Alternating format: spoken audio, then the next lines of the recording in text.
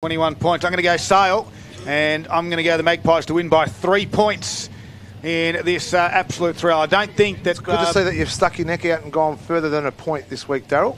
Just going on the results of the earlier game. This competition's that tight, Boxer. Don't be afraid. Yesterday's margin of 4 points was very, very tight. This will be very close as well. So the first quarter for Virtue Homes is not too far away. Starting in the middle of the ground, well, Jonty McGuinness is going to do the ruck work to start with in the middle of the ground. So there's a bit of a story.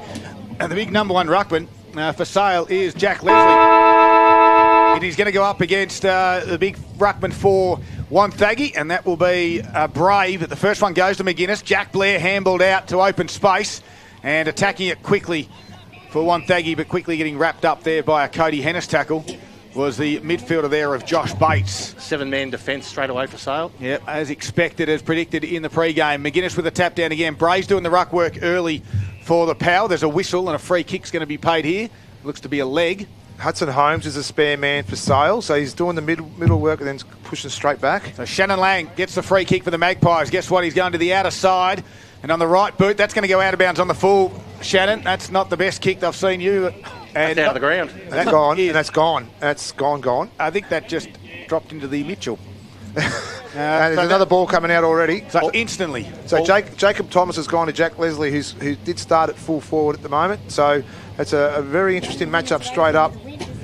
Paul Carter, do you keep stats on earliest use of spare ball? Because this is a world record. It's under a minute. That's it. I'll just say, though, too, Lang had the right idea. I think today these elite runners are going to really try and run and carry the ball as far as they can, especially against the breeze. So it'll be Wonthaggi far side of the ground and Tim Knowles to do the kick in after we've fetched the ball from the river. He's going to come more central, which will give him some chance to score. And as I say that, it comes off the inside of his shin and goes down there in the direction of Lindsay. And the boundary line will win the argument, as we'll expect a lot. And you would think the people on the boundary line, there'd be 3 boundary umpires far side and maybe 1 this side, Daryl. Fair call. That distance too, Scotty. He actually got a good purchase on it. It did carry 50 metres, so don't be afraid. They can kick long into the breeze, but don't fall into the track what Terrelgan did yesterday and kick it too far. So McGuinness gets a positive side. The ball favours him, but they can't get the clearance. Wonthaggi hands on the footy through the big man in Bray is really good at ground level. He hacks it to 25 metres out directly in front, over the top of McInnes's head. Lang runs onto it for Sale, but he's more than happy to see that over the boundary line. Around 12, 15 metres around from the Wonthaggi scoring end. Gee, Sale really pushed the numbers inside their defensive 50 just to really clog it up and don't give Wonthaggi too much space, especially their smaller brigade as well. So boundary throw in, 2 minutes in. First quarter for Virtue Homes. And that was a good throw in by the boundary umpire. Got over the back. McGuinness just grabbed it out and then gave it to Will Leslie. He left it behind. Head over the football with Sparks. No free kick coming. So Will Leslie with Cooper McGinns too. Great matchup there as well. So McGuinness puts his hand up for the ruck. So does Bray, who comes into this contest. I'll give it to McGuinness over the back. Running onto this one there was Hayes. Kick around the body. This could be a good opportunity for the Power. Comes to ground. And Anderson was there, quickly wrapped up. He's so good at ground level.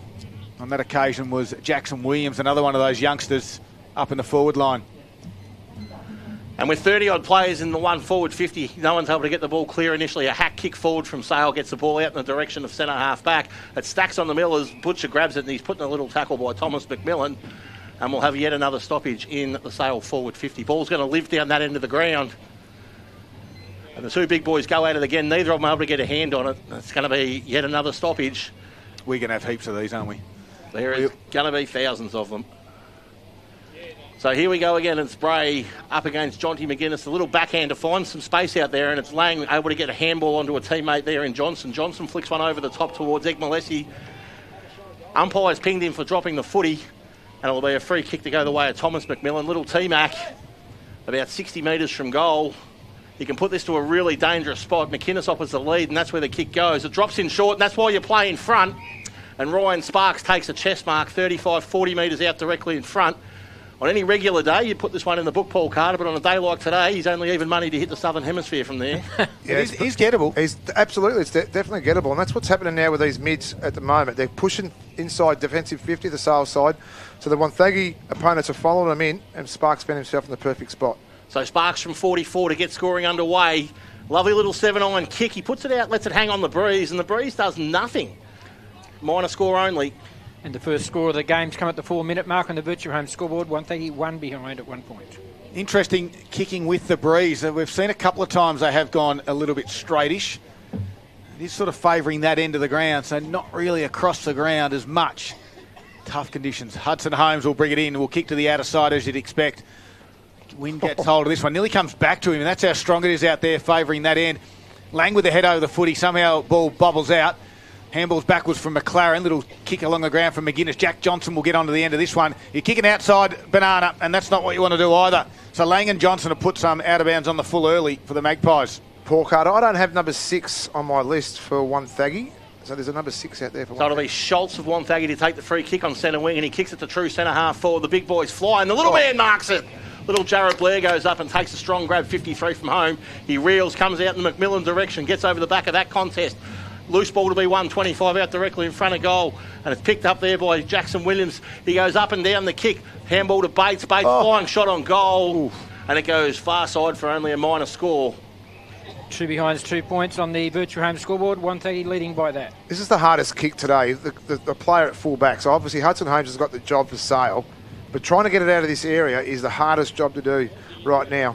He might have to do it to this top side against the breeze.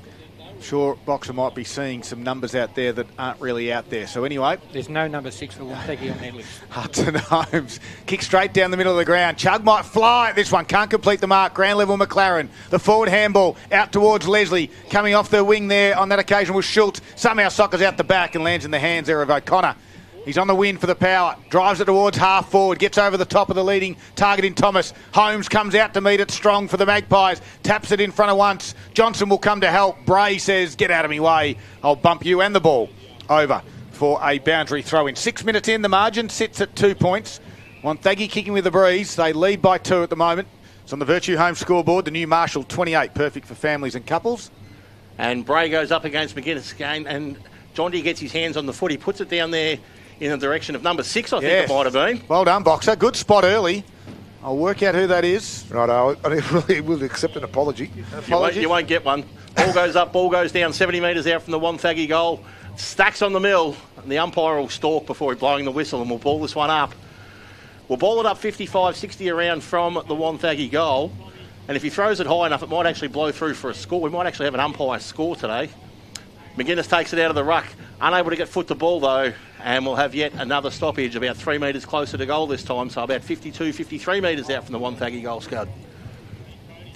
Rightio, top of the 50 they go. McGuinness again in the front spot. We'll talk about this ruck duties in a moment. Lang was there, little chip kick, didn't go too far. Blair, that's Jack variety, comes back onto the right foot. Beautiful kick with the conditions, gets over the back, and Williams grabbed it, instantly tackled by Holmes. And we'll have another stoppage. Just, are we concerned or not concerned, but surprised that Leslie's not doing the ruck duties? I know McGuinness had a good game. McGuinness had a good game last week. And as right on cue, he gets the ball down to Butcher. Butcher's kick doesn't go anywhere, but they're able to get the handball out there to Cody Hennison. They find a little bit of space far side, but turn it over. And the umpire's found a free kick going the way of Jack Blair for a high contact. He's 52 metres out, probably just on the wrong side to really be a chance, but he'll go right goalpost and see if he can work this one back. He takes advantage of the new rule, runs around and kicks it off the middle of his shin, and it dribbles into the forward 50. Chaos ball down there, no one able to win it cleanly at ground level initially. Picked up and snapped around the corner by missed that one there. Williams, I think it might have been, Scud, and it's gone through for yet another minor score. 3 behinds, 3 points, and we played 8 minutes of the first quarter. That's on the Virtue Home scoreboard. I actually think Jack Leslie might be carrying an injury perhaps into this game, and they just wrapped him in cotton wool against the breeze. Was a rumour circulating earlier in the week that he might not be 100%. That kick from Holmes, looking for Johnson, couldn't complete the mark. And Johnson says, well done, that was the kick we wanted. So clear message is now for the Magpies to kick in that direction. They want the boundary throw in some 70 metres away. For obvious reasons, it's hard for the power to score from there. McGuinness in the front spot, taps it down and does some roving work as well. He's probably nearly been the most improved player in the competition, I'd say, in season 2024. He's had a fantastic year. He's got himself the free kick here for the Magpies. That kick goes to the point of the square, and the wind takes it across close to the boundary line. Forward handball was okay there by Sparks. They go backwards the power. O'Connor's back there. Little grubby little kick along the ground. Bates will stand. Handball over the top to the runner McMillan. Now to Sparks. Ducks the shoulder. Gets around Lang. Forward handball was good to Blair. And Blair, Jared kicks to open space, going back with the flight. Nicely done was Ben Hallmark. And he's going to handle across now to Hudson Holmes. So Holmes now with the kick 40 metres out, but he offers up a handball instead. So they've got the ball outside 50 in the hands of Freedman. His kick goes up and down, gets out there to centre wing where Mark's taken by the ruckman. Jonty McGuinness has been everywhere early doors. His kick comes up towards centre half forward, 4 versus 2, favouring Wonthaggi. And it's Fergus O'Connor again getting his hands on the footy. Runs it over the boundary line though, and we'll have a ball in just on the forward half. This is what happens when you get players sucked up the ground and you leave Jack Leslie one-on-one. When the ball hits the ground, he's a non-playing at the moment because he can't bend down that far. What about the interchange boxer? They can't get on. The play's on the other side of the ground. No player wants to come off, so we've travelled 10 minutes and neither side has made a rotation. Very tough to get on the ground. Absolutely. When it's on that far side, it's very, very difficult as well. This is when they are yelling, but it's coming back to them. So Wonthaggi win that clearance and get it to the half-forward line, far side of the ground where the ball's been situated all day. Bray does get his hands on this one first, and a little rugby pass out there, and the umpire did spot the throw, and the free kick will go the way of Bates on the half-back flank. Lang, on the half-back flank. So he goes back now and puts his leg into it as far as he can. It goes 40 and then blows back 10 for a net of 30. Ball sits on the wing. No one able to take it cleanly initially, but now it's picked up at ground level by McLaren. He rolls onto his left leg. They hack the ball up towards half forward. Ball sits on its point. O'Connor gets his hands on it again, but he's wrapped up in a big tackle. Tackle laid there by Leslie, and the ball will be tossed forward half flank for Sale, far side of the ground.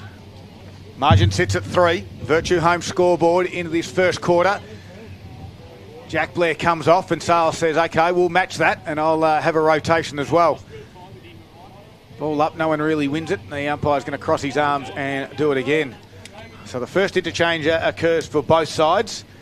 And Thomas Glenn just comes off the ground with Jack Blair. So is Glenn running with Blair?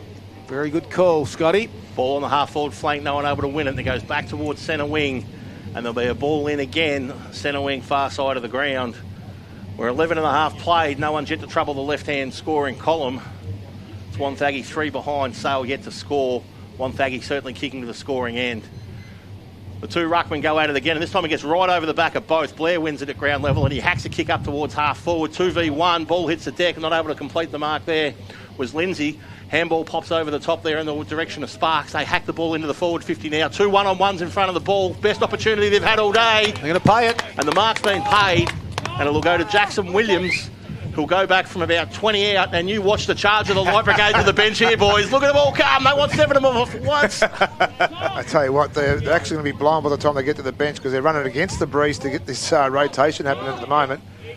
But Jared Blair's been in everything this afternoon already, and he got this goal assist if they get it. So Williams comes in from 30. Distance won't be a problem. Goal umpire does some work, but gets back into between the two big sticks and says, that's our first major of the day. Goal to Jackson Williams and Wonthaggi. And it's interesting to see that when the ball comes inside 50 for Wonthaggi, it's over the back 9 times out of 10. So you've got to be that second forward and be on your mark, really, and make sure that you're in front. Like Williams then too, it was a great contested mark, but I love the way he kicked it at goal then too. He kicked it with authority, and he got the first for Wonthaggi. At 13 minutes played of the first quarter, and Wonthaggi do have that 9-point lead. 1 goal, 3-9. Sale yet to go inside their forward 50.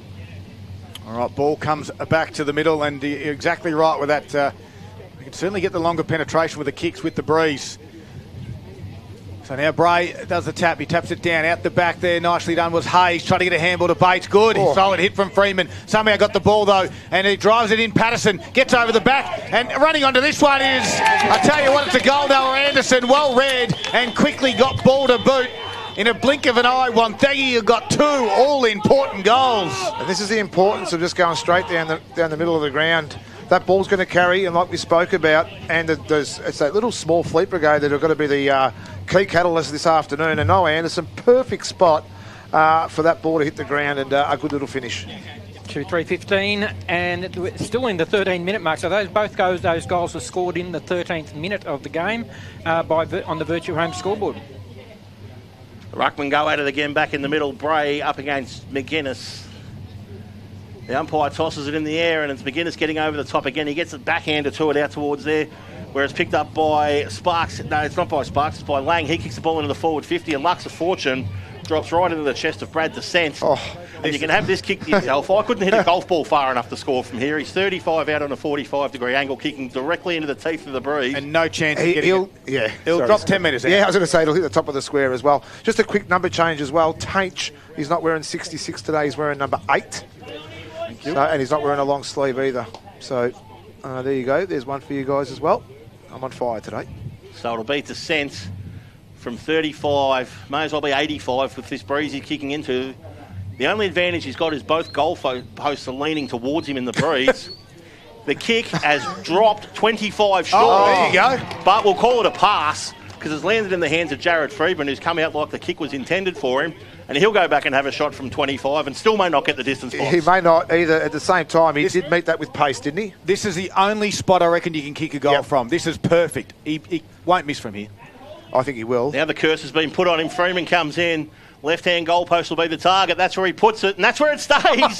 Unbelievable. You would have thought for sure that'd swing back. Minor score only. I think that was on the swing too. I think that goalpost went to the right as the ball went to the left. First score for Sale, 1 behind 1 point on the virtual home scoreboard, trailing by 14 points. 2-3-15, Wonthaggi. All right, ball gets out to the wing area after that. They've come to the near side. Freeman gave a quick handball across to a teammate, and that teammate was Hall. Now they get it forward. Hennis got it to the top of the 50. O'Connor started well across half-back for the power. Comes around and chip kick. He had 3 teammates, but he picked out the one opponent, and that was Freeman. Margin sits at 14. Magpies are trail at the moment. Freeman's on the wing area, and he is a backman too, by the way. He had that last shot. Kick, holds up in the breeze, and Chug read it perfectly. Takes the mark at half-back. He looks up, does Chuck's going to get Chug go the other side of the ground, and that's going to hit Williams on the chest. This is a harder kick, though. It's an open area. It comes back in on the 45. Schultz diving, couldn't complete the mark. Lang comes in, gathers it, handballs to himself. Has to wait for Campbell to come and help. He picks it up off the deck, kicks it to open space. On the outer side is Campbell. Ball goes backwards. Tiziani wins it, tries to keep his feet. Campbell put him down in a tackle. Ducking the arm, and the head there was Blair. Kicked around the body. They got some numbers, the power, and they drive it inside. This time through Bates. It's going to clear the defender in Geordie Desson. And fine touch and go over for a boundary throw in. 16 and a half minutes gone, first quarter in the Virtue home scoreboard. Sees a 14-point margin in favour of the power. Geez, we're going to have some tired bodies tonight, aren't we? They're playing at a hell-bent pace at the moment too, and they've got to play in the difficult conditions too, so they've got a double whammy at the moment. And it'll be McInnes to do the ruck up against Cooper McInnes. Bray couldn't get down there, no one able to get it clear, so Jonty goes back in and picks it up, and he's dead set kicked it backwards. And it's gone right across the ground and out of bounds. And well done by the bloke in the car there to protect the windscreens. Did you notice that one there, Box? I did notice my wife moved the car too, just quietly. She must have been listening. So we'll toss this one in about 50 metres around from the Wonthaggi goal. Far side of the ground. The side you want to be on if you're going to score. Bray gets down there for this one and gets a tap down. Puts it out there in front of Sparks, but no one's able to pick it up before the boundary line wins the argument. I'm not sure your wife has moved the car, Boxer, because I saw her just walking around to the canteen, so maybe someone's knocked off your car. Whose hand was she holding? No. It's Father's Day, so it's going to spread the love. Boundary throw in, and this time Bray taps it down, and he's got it in the hands of our man, number 6, who we're still trying to work out who it is. I could have a guess, but I don't want to. And if anyone does know who number 6 is in the Wonthaggi jumper, he's not on our team sheet. We need to find out. As meanwhile, Mitch Dowse grabs it, kicks around the body. Although it's a free kick, it's going to come back Sale's way. It's pushed off the ball skate as he kicked. Shannon Lang will be the free kick there. So Lang looked to switch. There was no one even interested in the switch, and understandably why. As Lang now kicks it to the outer side. The breeze goes high and wide. Contest will form. And no one will be able to get it just off the deck at the moment as Egmalesi Smith works hard. The umpire says my ball, and we'll ball it up. So we'll ball this one up about 65 around from the Wonthaggi goal. Sale defending resolutely far side of the ground. They'll be happy to go in 14 points down if they can hold this margin. And there's going to be a repeat stoppage, which is hardly a surprise with the amount of humans around this footy. And even if Sale win it and kick it forward, Wonthaggi is set up beautifully behind. So McInnes gets a tap down. He looks for but can't quite find Dowse. And this will be the tertiary ball up in the same area. Not sure what the word for 4 is, so we'll run with 3 and hopefully they can clear it here. And a backhander from McInnes sees it go over the boundary line, so we'll have a ball in. 53 metres out, Paul. Quaternary, I believe. Quaternary. Oh, beautiful. Jeepers. Put that in your trivia note. I can't. Good afternoon, Mr. Carter. The school teacher coming to the fore. And we let you know, thanks very much to our timekeeper next door in the commentary box here, Andrew McNeil, wearing the number 6 for the Power. Head over the footy there was Lang, gave it to Gippsland+EF+Smith. Good strong hips, gives a forward handball out there. And now it gets the hands of Glenn. He handballs further out wide to Lang, who kicks it to the wing. Gilmore came strong. Here's a chance for Sale. Bodie Walker, open forward line, kicks it in front and just says, go and get it. And he does just that, although Butcher took a bounce and then lost the footy. And well done by Thomas McMillan. The composure of the young 16-year-old was beautiful. Won the footy back and got it out on the outer side to Tiziani. Inboard kick now to Patterson. Are you saying he butchered it? He did. Oh. So Kai Patterson now on the half-back flank, docks around the man on the mark and then puts a little chip kick in out to the far side wing. Mark taken out there by Williams. Potentially centre wing. He comes inboard to open things up. Puts a little bit too much oxygen on it. Gippsland+EF+Smith from Sale can bring it to ground and create a contest. Weighted numbers will win out here though. Jake Thomas picks it up and pops a little handball into space. And now they're off to the races through Jack Blair. He gets the ball into the forward 50. It's 4-on-2 down here. Cooper McInnes good at ground level and he'll do well to hold this in. And better than that, he picks up his opponent Hudson Holmes like a wrestler and put him in a bit of a suplex move there, box. It was actually a great move, but I don't think Hudson Holmes weighs that much. So the two ruckmen go at it. Bray wins it down. They can't get a clearance, so handball flicked forward. And we'll have that secondary stoppage again as Ryan Sparks is wrapped up in a tackle. Gee, Jack Blair's kicking inside 50. He's probably in his biggest letdown this afternoon. McInnes with the backhander again. Can't find space. Well, you can't find space where there isn't any. And a little hack kick forward off the ground there by Will Leslie to try and get the ball outside the defensive 50. Gets it to about 40 out from goal. And both umpires converge to toss it into the air, and they'll do well to rotate that responsibility today. It's going to be a lot of balling up. So again, McInnes takes the ruck, taps it, clears the area. And McNeil was the one who grabbed that footy. Just goes to show how much the wind actually is affecting the kicking style of players too. It's just grabbing it in a bit of air and just throwing it to the side. Out the back again was McNeil, and he got wrapped up again. We're going to have another stoppage. McInnes still continuing to do the ruck duties for the Magpies. Likewise, this time with Bray, it goes Wonthaggi's way, and McInnes goes back and tries to win the footy and gets a strong tackle again. We'll have another stop with a free kick. He's going to go against Patterson on that occasion, and the big ruckman, Jonty McInnes, says, I'll take the free kick. He's lost the hairband too, Scott. This could be all sorts of problems. He gives a handball. He doesn't want to have the kick with it. Hudson Holmes go to the outer side. Can he keep it in? No, he can't. Out of bounds on the full. Do you play a little bit of risk football and try and attack on this side if you Sale? So just to get it away from that dead zone? When do you come across, Boxer? That's the key. When do you come? When do you bring it to the near side? So Tiziani goes inside forward 50. Big pack. McInnes had a couple of bites, has it? No mark, said the umpire. I'll let you answer that question if you like, Box. We've got a stoppage. It was that perfect situation then too. If Sale push the numbers across, it is a risk. I think the reward's bigger if they can get numbers across. All right. Tap down for the Magpies inside their defensive 50. Holmes slipped over. We'll have another stoppage. So you're happy to play the dead footy that side? Just for now, I'm saying if you're going to defend against the wind, play that negative side, or you want to try and win some yardage and play an attacking style of footy. I predicted you're not going to get a score into the breeze. So as McInnes ran out of real estate trying to keep it in the field of play, boundary throw in. 22 minutes in, the margin 14. Yeah, I'm not sure you're going to kick a goal up there. So I think it's all about defending it against the breeze and not taking that risk. But anyone? That's the difference of coaches. So this is world record territory for the boundary umpire to come in. He's come in 25 metres, and then the wind hasn't affected. It's landed in the hands of Cooper McInnes. He spins around, gets a good look at the ground. No one's able to take the ball cleanly. Quick kick forward. Mark taken. Not 15. The umpire's blown the whistle and said, give it to me. And McInnes is deprived of a mark 30 metres out directly in front because the ball only travelled 7 or 8 metres.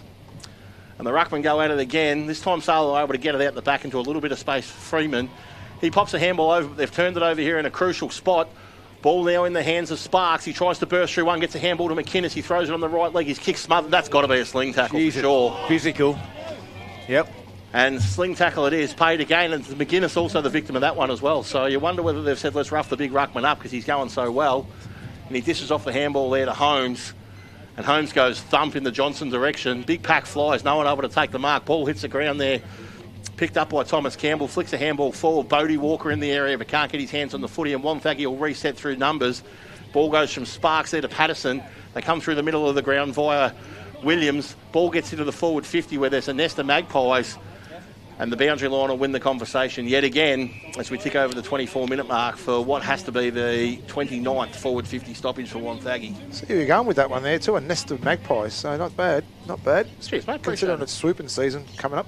Paul Carter, inside 50s. 11 to 2 at the moment, Wonthaggi's way. Johnny McGuinness, 19 hit-outs and 6 disposals. Certainly having a big impact. That's all thanks to Gippsland Suzuki, the revolutionary Suzuki Swift Hybrid. Ball up. Can they get something out of this one? The power. McGuinness is there. Sparks just wants to rip it out of his hands. Hudson Holmes stops them both. The other status of clearance is going 11-6 Sales way. Top of the square, ball up. 24 3/4 minutes into the first quarter. McGuinness taps it backwards in a dangerous spot.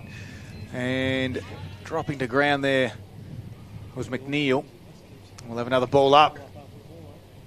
I think, Boxer, that might have answered your question before. Sale had 3 numbers on this near side. The switch could have been on if they wanted to go there, and they decided not to. So. I've noticed with the set play, with Holmes kicking to that far side, they've always gone to Johnson. Yep. So he's the man they're going to kick to every time they come out. So ball up, point of the square, good tap down. Can they get it off the ground here? The power, it's in the goal square. Magpies defenders are defending strong and hard, and they wrap it up.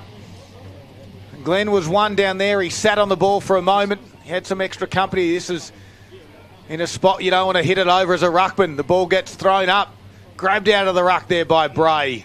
Probably a smart move in the end. Let Bray grab it and then instantly tackle. Another stoppage. One more, Scotty, then over to you. Bray taps it down. Egg-Malessi-Smith with quick ball movement to boot. Gets it out. It's going to come back straight in because Chug has it. So Chug 55 from goal. Plenty of numbers in front of him. He's got options to square the ball up if he wants to. I wouldn't be surprised if he's actually going back to have a shot here. That's the one you square up, I reckon. He gets on the left leg and puts the top of the square 15 out. The big boys fly. McInnes has a fair piece of it but can't complete the grab. Ball comes to ground level. Hacked off the ground there by Tiziani. Ball goes out boundary side. Now it's picked up by Lang and he finds a teammate in Thomas Glenn who marks just inside, Kai McDonald, just inside defensive 50. So McDonald now just steadies things down a little bit and Johnston's about 50 metres down the line. So he's joined by Bodie Walker. Big Bodie goes up with one mitt, can't complete the mark. Ball gets out the back of the contest to Johnson. He pops a handball off into space there to Dowse. Dowse comes right through the middle of the ground now and it's in the hands of Glenn. Glenn pops a kick over the top, but it's cut off. And it'll be Jai Gilmore on the half-back flank just to settle things down here for the power. Can I just say quickly, Jared Blair's been waiting for 8 minutes to come on the ground. Yep. 8 minutes. So can Gilmore switch this one? No. He goes to the far side. He had the numbers too. I would have liked that switch. It gets to the outer side. A little chip kick over the top there was from Dickerson. Lands in the hands of Chug. And Chug now has it. Goes backwards towards Dickerson, who drops the mark, but second effort is okay. Fumble the footy, though. Coming the other way was Hennis. Nicely done there by Jack Blair. Little sidestep was good. Right foot kick. Inside forward 50. At the back. Oh, great courage. Hudson Holmes read that better than anyone else. Put the body on the line. Took the contested mark. And will clear to the outer side. Guess who? Jack Johnson was the target. And he's given away the free kick. You onto something, Box? There's the non-midfield backman that we spoke about with Holmes. How good is he down back? And he can read the play so well because he's played most of his footy down back.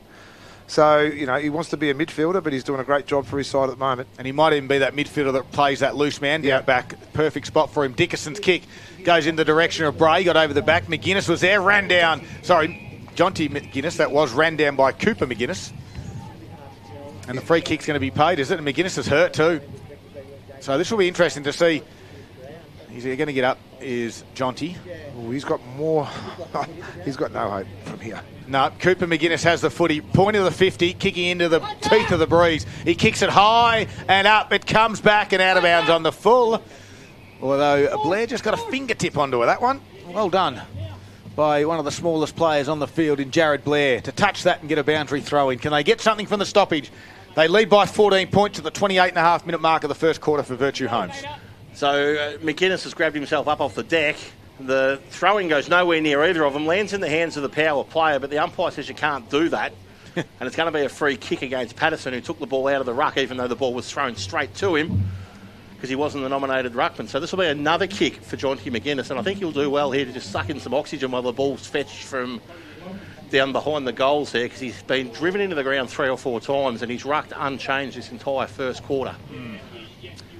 So McInnes now looks to give the handball off, but it's clever play there by Jack Blair, who pushes in and stands next to Holmes and says, you're not going to dish this one off, you can kick it yourself. And he does, and he only gets 25 metres or so on it. The ball lands in a dangerous spot.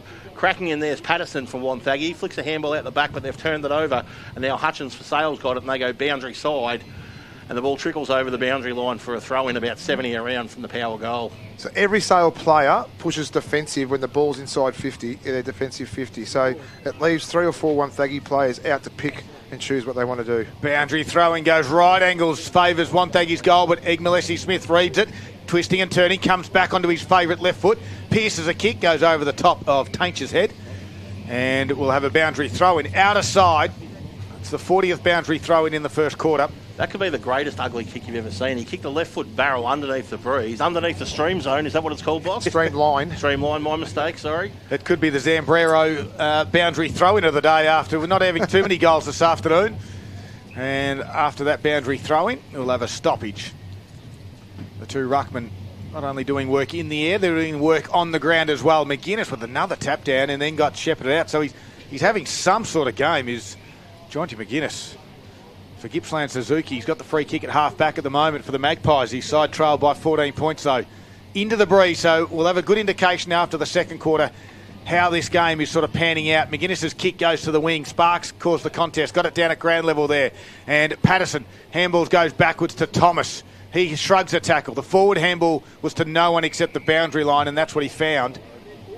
And we have a boundary thrown on the outer side. Scotty is with us for Gippsland Isuzu this afternoon. You are listening to Gippsland Live on TRFM, right across Gippsland and the Valley. If you want to stream us as well, you can do on the new Listener app.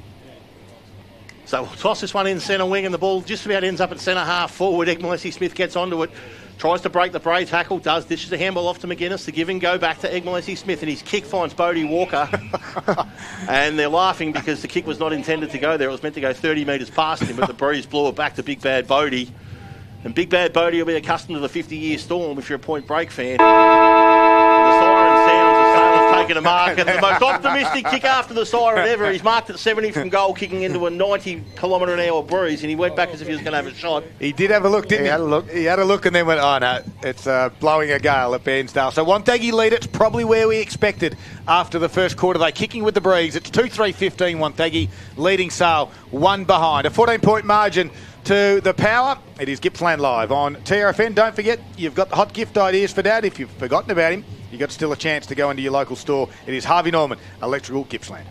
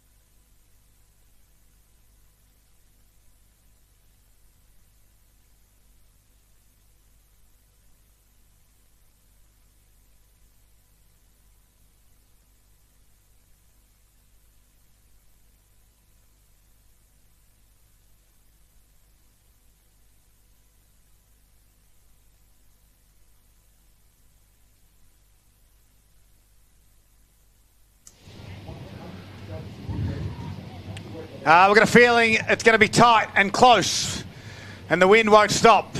That's 14-point margin. Wonthaggi kicking with the breeze in the first quarter. 2-3-15, leading the Magpies one behind. They had 2 scoring shots in the first quarter. Will that be the difference? They had their moments, did the Magpies, but Wonthaggi lead it by 14 points. Here's Paul Carter with the key stats, thanks to Gippsland Suzuki, the new revolutionary Suzuki Swift Hybrid. It's available at Gippsland Suzuki. Well, Wonthaggi won the inside 50s, not surprisingly, 15-2 that quarter. The clearances, however, went Sale's way, 15-6.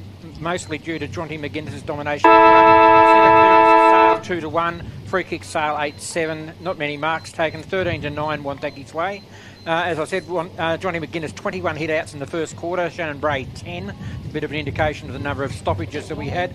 Individually, Ryan Sparks 8 disposals, 7 to Jack Blair, 3 each to Josh Bates, Jared Blair and Isaac Chugg.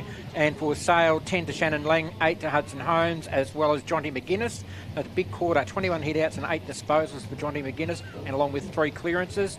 5 disposals to Derek Eggsman, Smith and Jack Johnson, 3 to Jack McLaren. Thank you very much, Paul. Got some around the ground scores for us. Have your boxer. It's all thanks to Harvey Norman Furniture. And don't forget, massive 10-day clearance sale is on now. Last days, lounges, dining room furniture, outdoor furniture.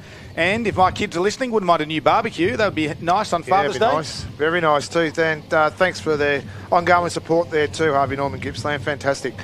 Mid Gippsland, it is the first semi-final there, played at Yanar Foster, 1-2-8 to Newborough, 1-3-9. In the North Gippsland Football League, Woodside just the 1 point to Hayfield, 1-2-8. So obviously conditions are playing havoc all across Gippsland at the moment as well. In the Allenbank League, Neerim South 3-2-20 to Longwarry 2-5-17. A little bit of rain down in the valley too, I can let you know. There you go. It is raining down there with the breeze. So that's all you want. That's tricky. That's all you need. Narnagoon in the West Gippsland Football League 3-2-20. They trail Inverloch Comwack 5-2-32. Scudman. All right, how do you see this one panning out, Scotty? What have they done to start this second quarter? Anything different from the Power? Can't see too big of a structural change in the middle. It looks like the big 4 up against the big 4, and it'll be McGuinness up against Bray. McGuinness, wash, rinse, repeat, wins a tap down. No one able to get their hands on the footy initially, though. Bates now picks it up and flicks the handball out into a little bit of space, but that's shut down very rapidly. Yeah, no, there's Isaac Chugg, we spoke about it pre-game, is the loose man for Wonthaggi this quarter. So McGuinness wins it out, goes backwards this time, but they've turned it over in the middle of the ground. It's hacked forward there by our man number 6, McNeil. The mark's taken across half-back by Jordan Descent. He comes out the attacking side box. You've got your wish, but they can't find a teammate in space. And Wonthaggi will do well to split this contest here. And they do, and we'll get a ball up. Interesting that Sale don't want to go man on man. They've left Jared Freeman as the loose down in their back line as well, so prepared to go head-to-head with their loose in defence. And very interesting too, they want to come to the near side straight away to the Magpies. Big tap by Bray, quick kick by Hutchins though. Got it to the wing area. Smith, beautiful one-hand pickup. Got a handball out to Lang, it was at his toes. And quickly closed in by McNeil. I think I'm going to see an attacking style of play from Sale this quarter. Play this top side here. 2 of the biggest forwards in the competition. They've got Jack Leslie and Brad Descent to kick to. And if you want to throw in Jack Johnson as well as the icing on top, they've got the calibre. They've just got to get the ball in there. Bray with a big fist down, trying to gain some meterage, and Sparks will see it go over. What's Isaac Chugg thinking at the moment? He's a loose man in defence, and he's standing in front of Dixon and Leslie. I think he's going to be a step ladder. That's what I think he's going to be. Yeah, I'd be keeping an eye on those two. I wouldn't be watching the footy. Ball comes back in. 1.5 minutes into the second quarter. Ground level Lang got tackled when he didn't have the footy. Sparks' handball over the top was beautiful to Bates. Got it back to Sparks. And the outside right foot kick. Yeah, it's over the boundary every day of the week. And if that's not deliberate, it is. No, it's not. The umpire's called throw in this side. Deliberate down the bottom. Sorry, non-official, and I couldn't see it just on the... Okay, well, he's changed his mind and decided we'd have a boundary Yeah, throw-in. I saw the umpire here. He's called in the throw in. Well, old Krusty the Clown down the bottom there decided to call deliberate and then throw it in. They do throw it in. Bray grabs it out of the ruck. McGuinness grabs him.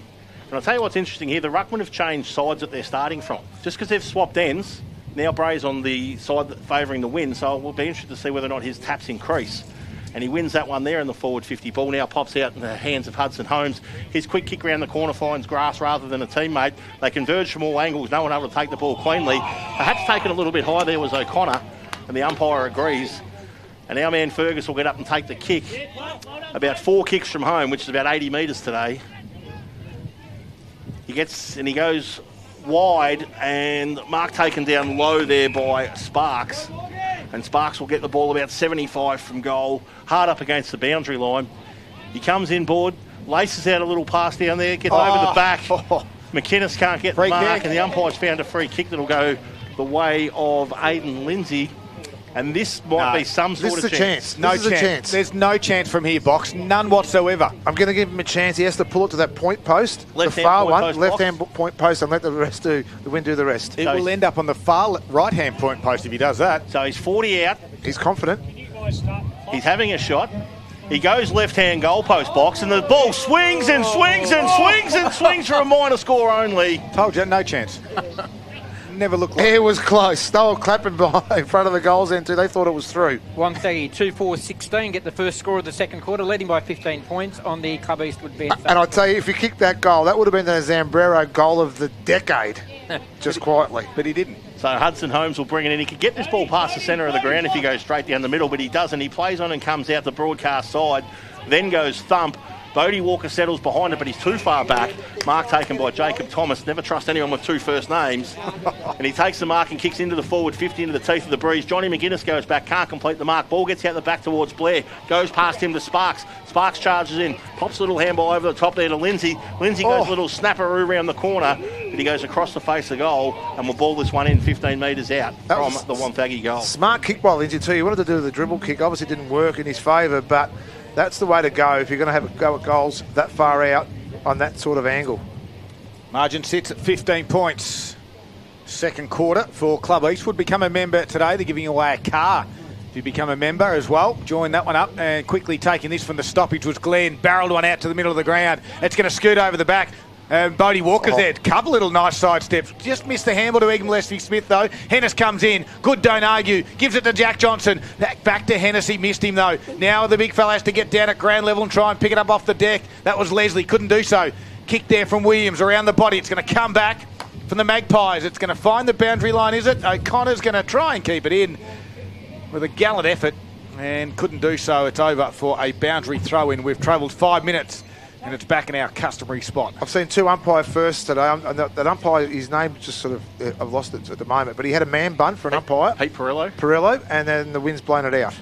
So I've seen two firsts today, a man bun being blown out by the wind. So the ball's tossed back in about 60 around from the Sale goal. Goes to a one-on-one. No one able to win it cleanly. Tackle applied there by Hudson Holmes. Ball spits out the back of the contest. Favours Lindsay. He gets a handball onto a teammate who was under all sorts of pressure. And they do well to get the kick around the corner there from Jack Blair. He gets it up towards half forward. Sale advantage 2-on-1. They get the hands in the footy now through Will Leslie. He gets around one, pops a handball over the top. And I don't want to sound like that guy from 1970s, but just kick the bloody thing long with the breeze. I'd be screaming if I was down there supporting Scud. Yeah, they don't want to stuff around with it too much. We've got a boundary throwing out of side. 5 minutes into this all-important second quarter. Magpies kicking with the breeze. They've got to take advantage of it. Did take Wonthaggi 12 minutes before they got their first goal. So they're just sort of sussing out the conditions out there. Bray with a double fister. And then running onto a spark. Got a handball forward to a teammate in Lindsay. Nice little pick-up. The forward handball is going to work out, does it? It tries to get to Hayes. Magpie said, I'll get it. Although Freeman had a fresh airy. Ball now in dispute. Hayes again gives it back now to Bates. They go backwards by hand again. And now they're under pressure. The Magpies are good tackle. Johnson couldn't get his kick away. And the free kick's going to be paid to the power, Jack Blair. Always buzzing around the ball. It was a brilliant tackle too. He read it so well. Johnson thought he had more time than what he did, and it was just ran down beautifully by Blair. Blair with a little chip over to Sparks. One-hander, couldn't complete it. And kept it in, though. Dribbled along the ground. Leslie's there across half-back for the Magpies. He's going to thump it down the line. Gippsland+EF+Smith with a slips catch. A beautiful grab in the end. He's on the wing. He could thump this all the way in. Remember, it travels a little bit extra with the wind. But that kick goes to Johnson, just out of his reach. Second effort has to be good. Coming the other way was Gilmore. He got crunched by a Walker tackle. 52 metres out from the Magpies goal. Ball up. I don't know whether footy smarts goes out the window with these sort of conditions, but a player like Gippsland+EF+Smith should know better to get it inside 50. So ball goes up, ball goes down. Not a lot occurs. The umpire trots on in to toss it in the air a second time. That'll be Budda Malone, the umpire out there, plying his trade on this Sunday afternoon. He'll toss this one in the air 49 metres up from the Sale goal. It lands about 47 metres up from the Sale goal. Bray gets a tap on it only as far as Gippsland+EF+Smith, whose hack kick goes into the forward 50. Walker settles underneath it. No one can take the ball cleanly. It stacks on the mill. Free kick, Blair. The umpire's found a free kick to go the way of the coach, Jared Blair. And he shows zero interest, box, and come in the attacking side. Runs around Bodie Walker on the mark and then kicks long down the line. The boys set. The big fly from behind! Oh, yes, sir. Brother to brother. Jack Blair gets up and about the little fella with the big hops, takes a grab. Oh, no. And he kicks the ball back over his own head virtually. No, he doesn't. He finds little McMillan, and that's Connor McMillan out there about 15 metres down the road. His kick goes as far as he can into the breeze, all of about 15 metres, and Sale win it at ground level. Cracking in hard there was Shannon Lang. Sling tackle. Sling tackle. And a sling tackle's been paid. Free kick will go the way of Sale, and it goes to Jordan Descent. He shows intent to come attacking side, which is a positive, but then ignores that and just chips a little 9-9-45 down the line.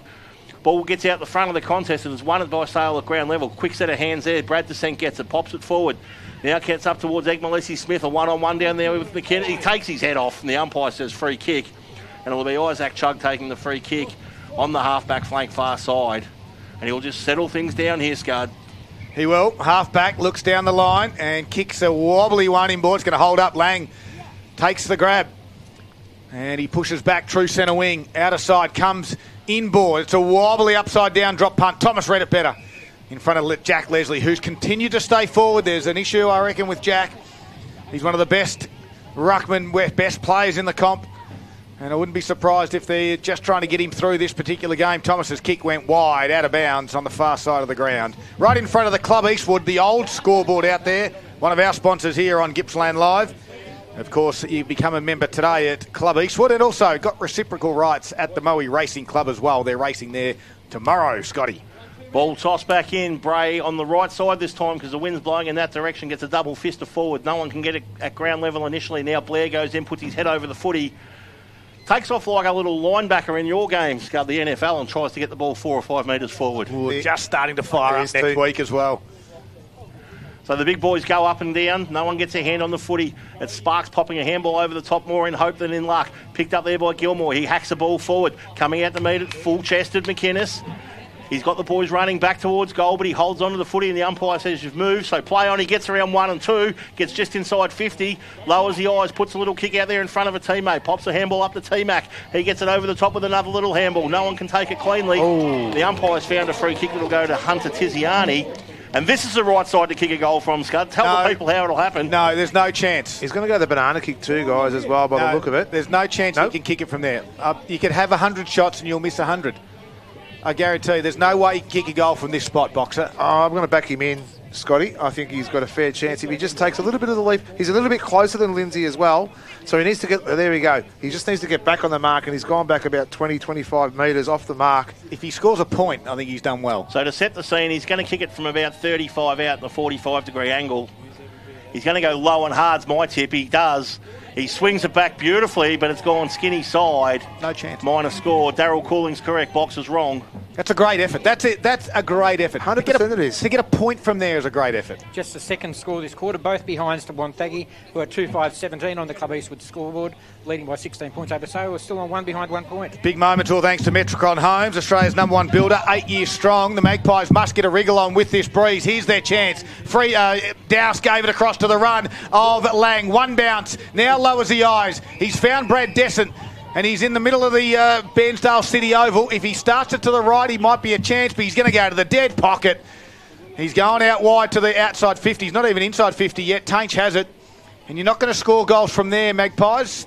He had the opportunity to come to the top side, and I just feel he's missed an opportunity as Tainch kicks it now long and hard and is going to put it straight down the throat of Jackson Williams, I think it is, on the last line for the Power. So Williams kicks it high. That might even come back to him. It's going to go out wide. It might be out of bounds on the full. It is. That is a tough kick from there. So Egmalesi Smith's going to have a shot for this one here as well too, Scud. Left footer on the wrong side of the ground with the breeze in his face. Might have just been in the field of play box, I think. Oh, there you go, sorry. Landed on the line out there. I've got a quick around the grounds in the A-grade netball. At quarter time, it's 9-12 in favour of Bairnsdale, who are playing Traralgon this afternoon. Thank you very much, Boxer. All thanks to Harvey Norman Furniture. They'll be doing it tough to get the ball in the net through there. Yep. In this breeze. But they toss this one back in. Johnny McGuinness grabs it out of the ruck, pops a handball down to Egmalesi Smith. He goes handball over the top to no one in particular. And Bray comes in and lays a big tackle, and the umpire will come in and toss this one up 48 metres out from the Sale goal.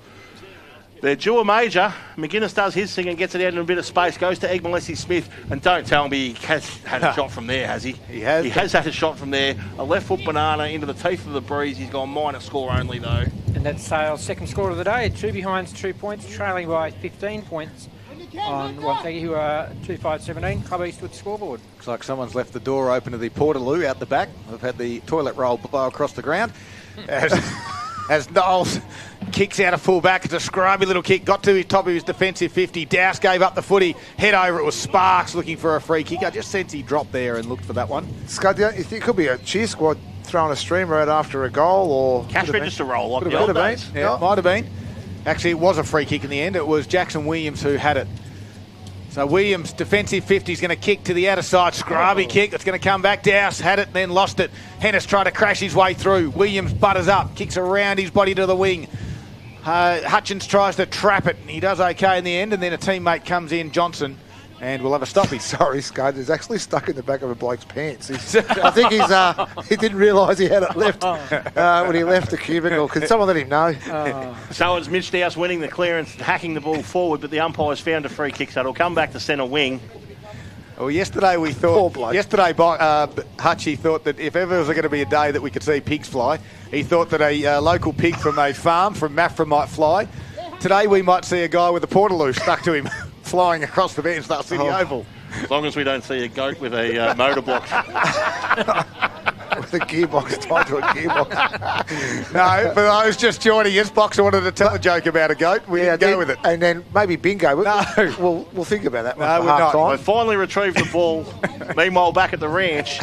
It was in Bairnsdale. So it'll be Sale, far side of the ground, centre wing.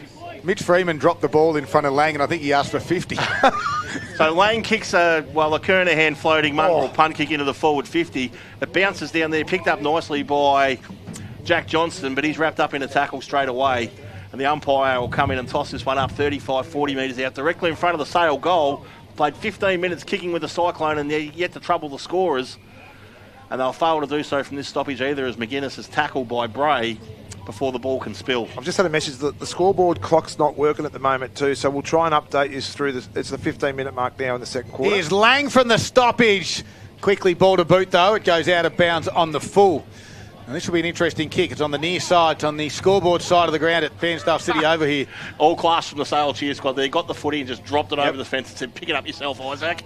And Isaac did just that. Now, he has to come to the near side, and he hugs the boundary and holds up in the breeze. Nicely done. This player's playing a good game. Jackson Williams for Gippsland Suzuki. Scud, they're prepared to actually come to this side as well. They've had players push across this side with Wonthaggi. Well, Williams is upside down, drop punt's not going to work. Freeman takes a mark. He's going to quickly play on. Handball over the top to Dowse. Dowse's kick into a dangerous spot. Here's their chance for the Magpies. Brad Descent takes a mark. And this is a much better chance for goal. This will go dead straight. Don't worry about the breeze. You aim for the middle. It will go straight through the middle for Brad Descent here. A much needed one. Big moments for Metricon Homes. Love where you live with Metricon. It's Australia's #1 home builder. I'm not trying to act like a toss here, but isn't it an easy game when you get the ball inside 50 quickly to your big forwards? So this is what they've let themselves down so far this quarter. So they're on the right side of the ground to kick their goals here. Brad Descent comes in, looking for the first for the Magpies. 16 and a half minutes first quarter. Bang. Kicked on its way, and it did go dead straight. It did, Scud, and you called it very well. You only saw it about 100 times pre-game. Players were kicking it dead straight too. So the clear message from me to the Sale side is take a leap out of your book just then. You've got the ball inside 50, 1 or 2 kick in, bang, you've got your big forward in front. He marks, he's not going to be beaten one-on-one this afternoon. Looks like this top side pocket's where to kick a goal from. There you go. There's your advice. Use it. And Sale's first goal has come at the 17-minute mark of the second quarter. They're 1-2-8 on the Club Eastwood Bairnsdale scoreboard, trailing by 9 points, Wonthaggi 2-5-17. And a big interchange there. Smith off Bodie Walker on. So Bodie will go down front and give him that third tall option down there in the air the box has been screaming for.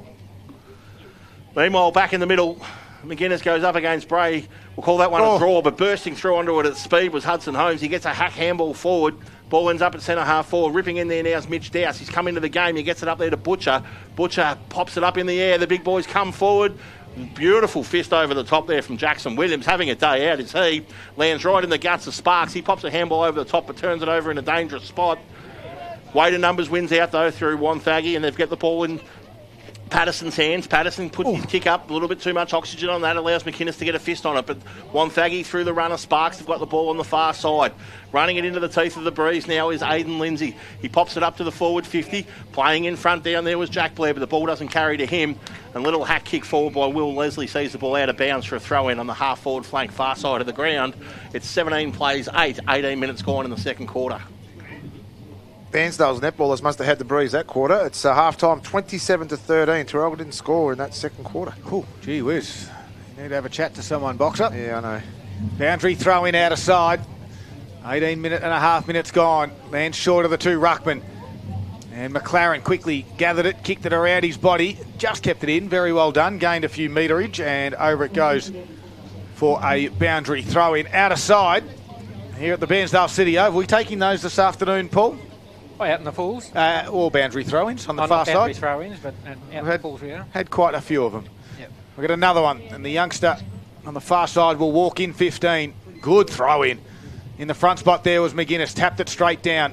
McLaren left it behind. Sparks is having a good day as well. Forward handball to no one but the boundary.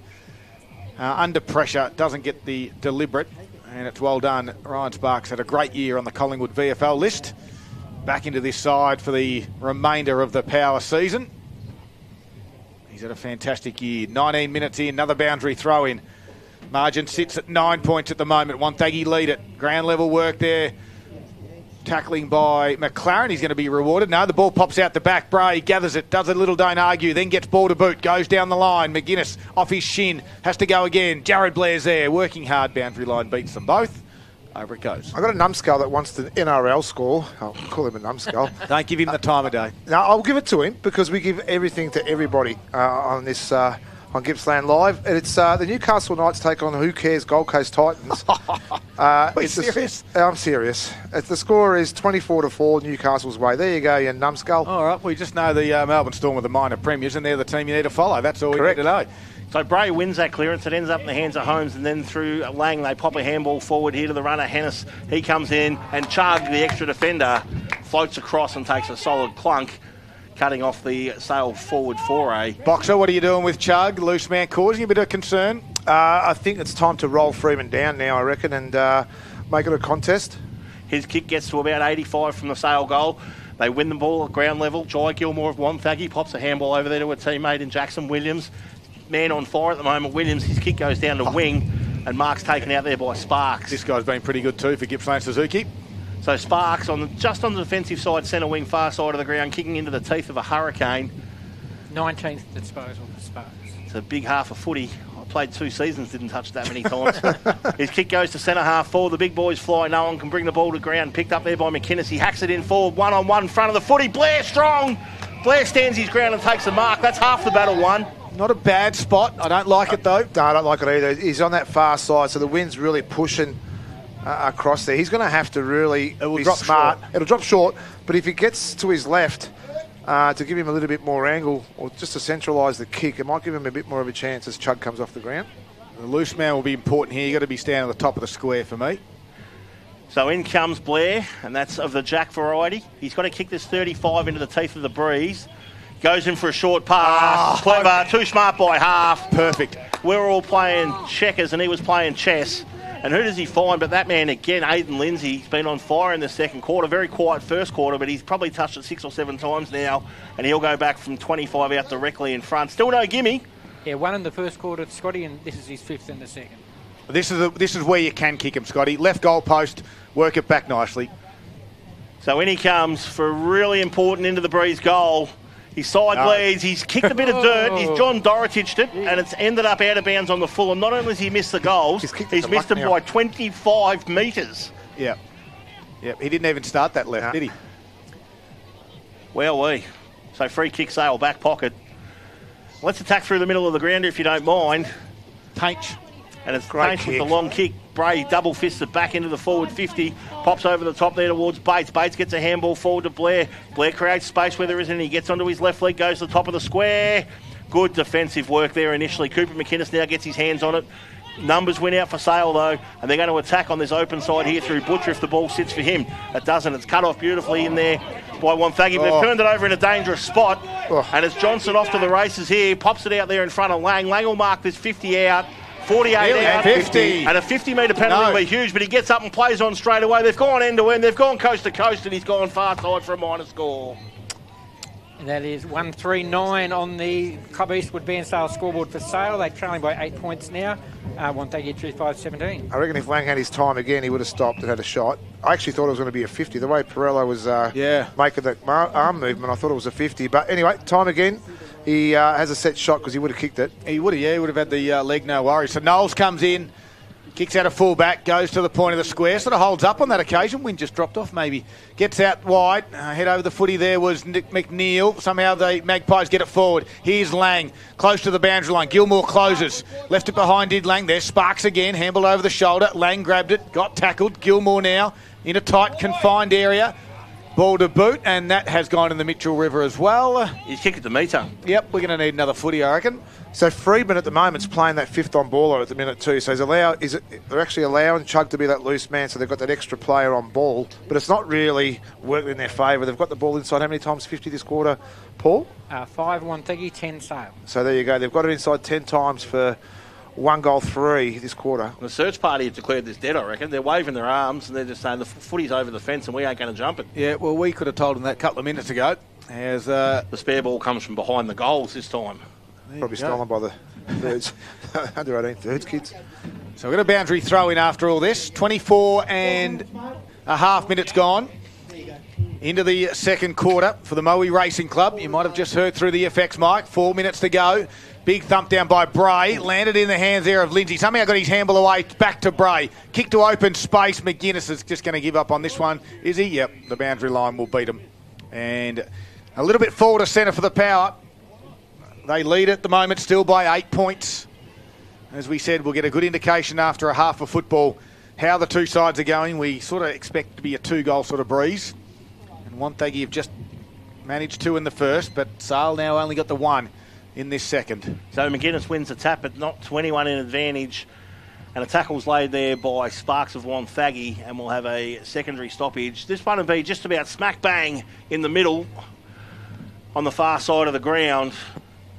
Umpire Malone tosses it up. McGuinness, as he's done most of the day, gets a tap, brings it back in board. It favours Hutchins. He flicks up a handball there. Really nice bit of work. Kick goes to centre half forward. The big boys set themselves underneath it. But going back to man with 2 first names, Jacob Thomas takes a lovely grab and then finds a teammate by foot, which is no small task today. And Ryan Sparks marks on the half-back flank. And he pats the dog out there and says, let's just settle things down for a tick. And then goes thump, but he puts it straight into the derriere of his man on the mark in Campbell.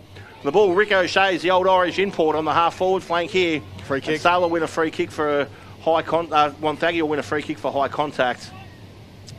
And who else would it be but Ryan Sparks?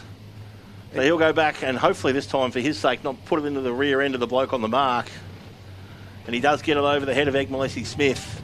The umpire's found a 50. Wow. And that is huge on a day like this to get a 50. That's 4 kicks into the breeze for a little bit of how you go into umpire Perillo, who does not appreciate any feedback, I can assure you. So that'll bring him right up here to half forward. So 2 kicks from goal now, 60 metres out. Maybe 3. Yeah, he does drive a convertible, Pete, and I bet you he doesn't. He wouldn't have had the hood down today. That's because the lid's off. Correct. So Sparks kicks the ball underground basically to get it into the forward 50. Umpire's found another free kick. It's Perillo. This time it'll go the way of Sale. Yeah, McLaren's the recipient of that free kick.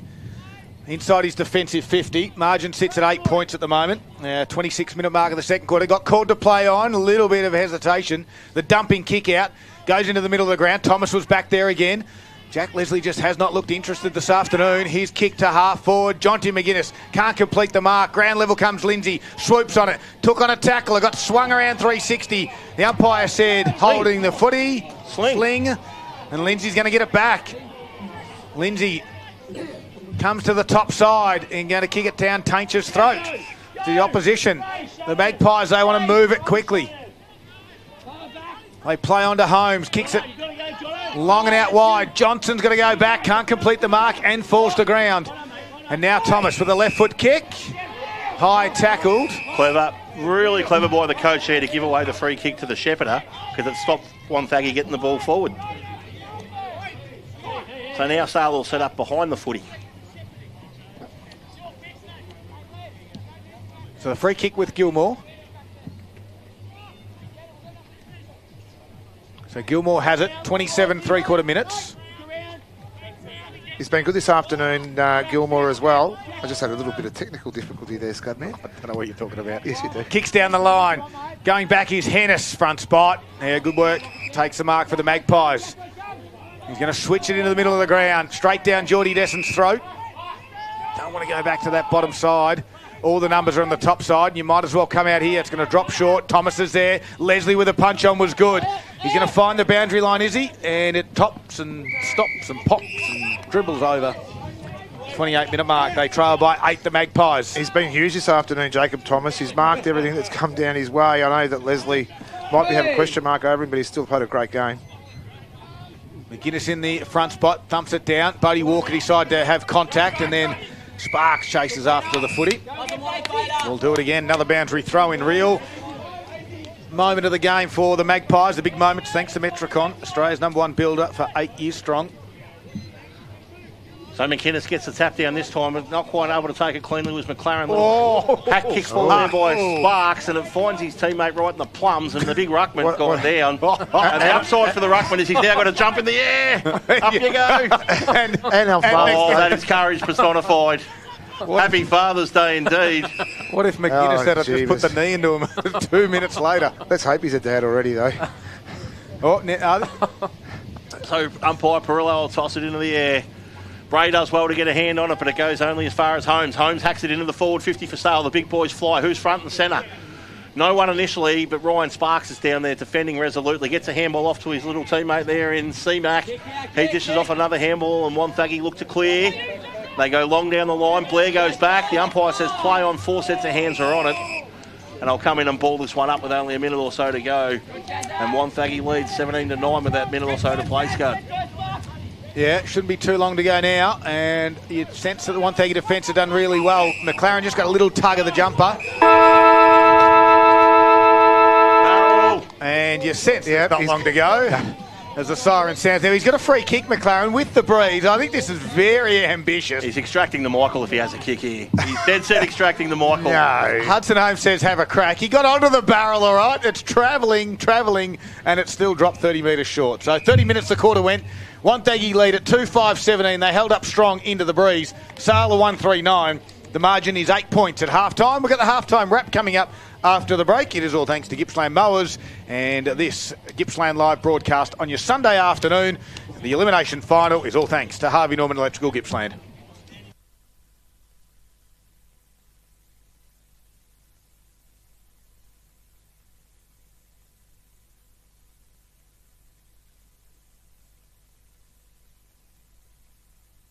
It's time for this week's Gippsland League Top 5. Let's go.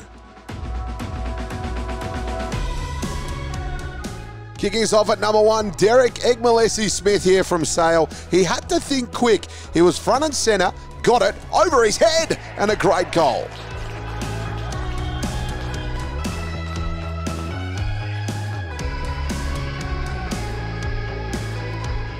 Number 2, this one's an absolute peach. Cade Reuters here from Terralgan. This is tough. He's right on the boundary line. How does he do that? That is one of the best you'll see. Goal of the day, winner. You are not a contender, it's the winner. You are kidding me, Timmy. That is one of the best we have seen all year. From Number 3, it's Blair Roscoe here from Terralgan. Beautiful little pick up this, but even better evading his opponent. Then he just goes bang, lines it up, puts it home. The youngsters put it through. How good is this great game of AFL? This is unreal. And he's on the wrong side there too for a left footer. That could have gone anywhere. Number 4 here, Jared Stewart here on the throw-in from Leongatha. He just takes off. He says, catch me if you can, I'm putting it through.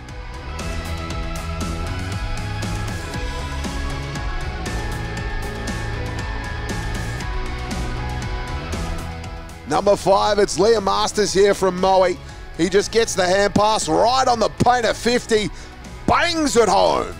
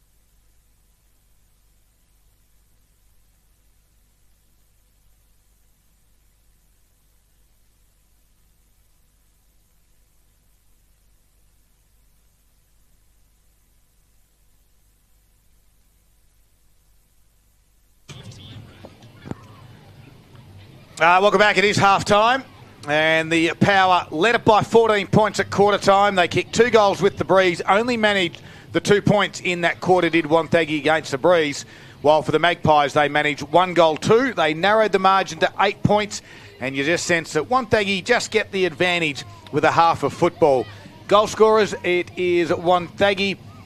Noah Anderson and Jackson Williams, as I said in the first quarter. Sale, Brad Desson, getting that one of you just heard in the highlights there in the second quarter. Paul Carter's working through all the key stats for us. This is a halftime wrap, and it is all thanks to our good friends at Gippsland Mowers. Here's Paul Carter.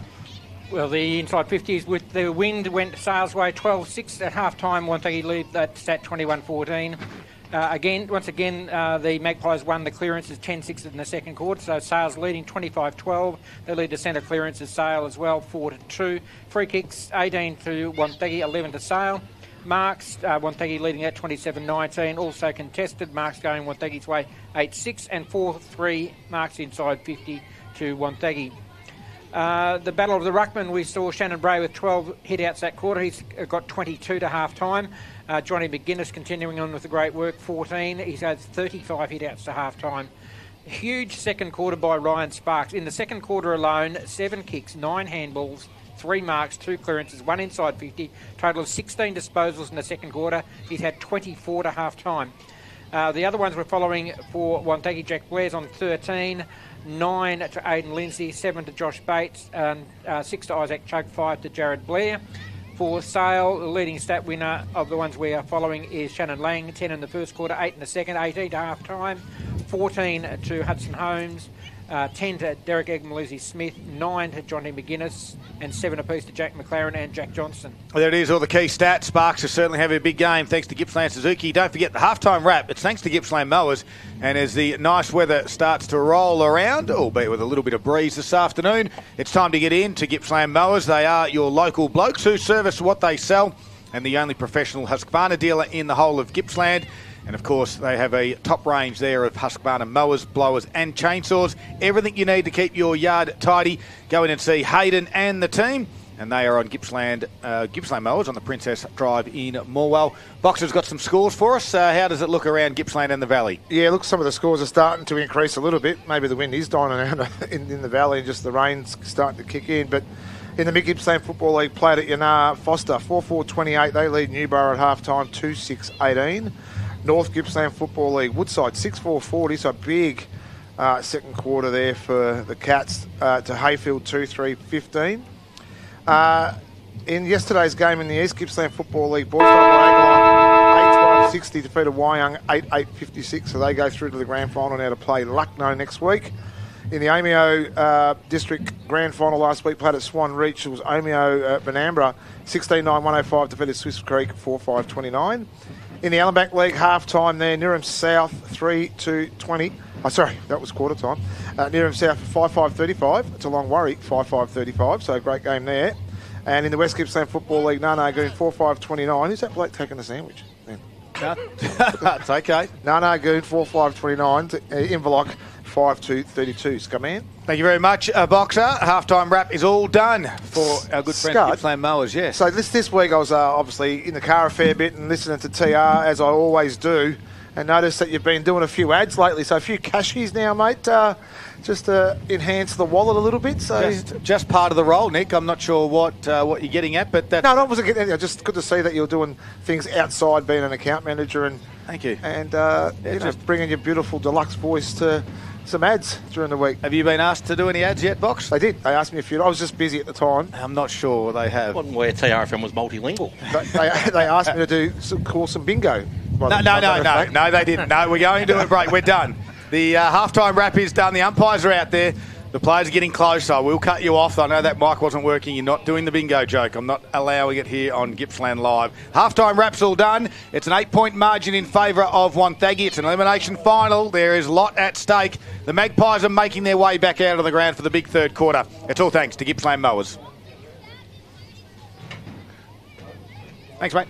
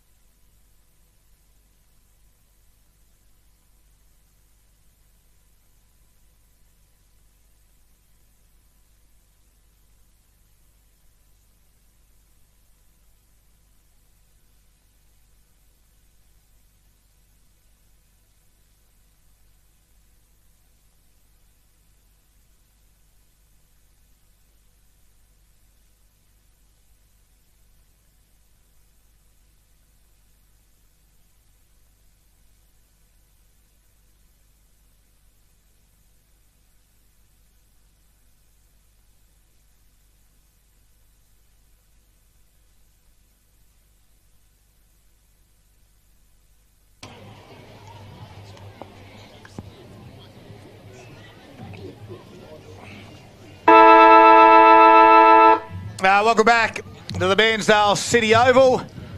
Someone's going to win and someone will progress in the 2024 Gippsland League Final Series. Someone will have their season finish and go home on Sunday afternoon. At the moment, it is the Wonthaggi Power leading by 8 points. We've had the halftime wrap. Scotty, what are your thoughts? Which way do they go? Wonthaggi are in their huddle, Sale getting out of their positions. What are you going to start the game? What are Magpies going to do? Well, they've just got to defend like what they did in that first quarter. They can't afford to be more than 20 points down at three-quarter time or it's game away. I think they missed a big opportunity in that second quarter. They tended to attack too wide. I know they tried to come this side where the wind's going to allow you to attack from, but I think they need to just go more down the middle, especially those big guys. And as Box has been screaming for all day, kick it in there quick and fast to the big boys. He takes a mark and kicks a goal. It was the only time they really took that route. The rest of the time they came wide around the boundaries. So I think Sale are going to have to defend. The seventh defender is going to be key this quarter. Chug was fantastic for Wonthaggi. Holmes did it well in the first quarter. So we'll see if he does it again. And I just noticed here Gippsland+EF+Smith going into the middle.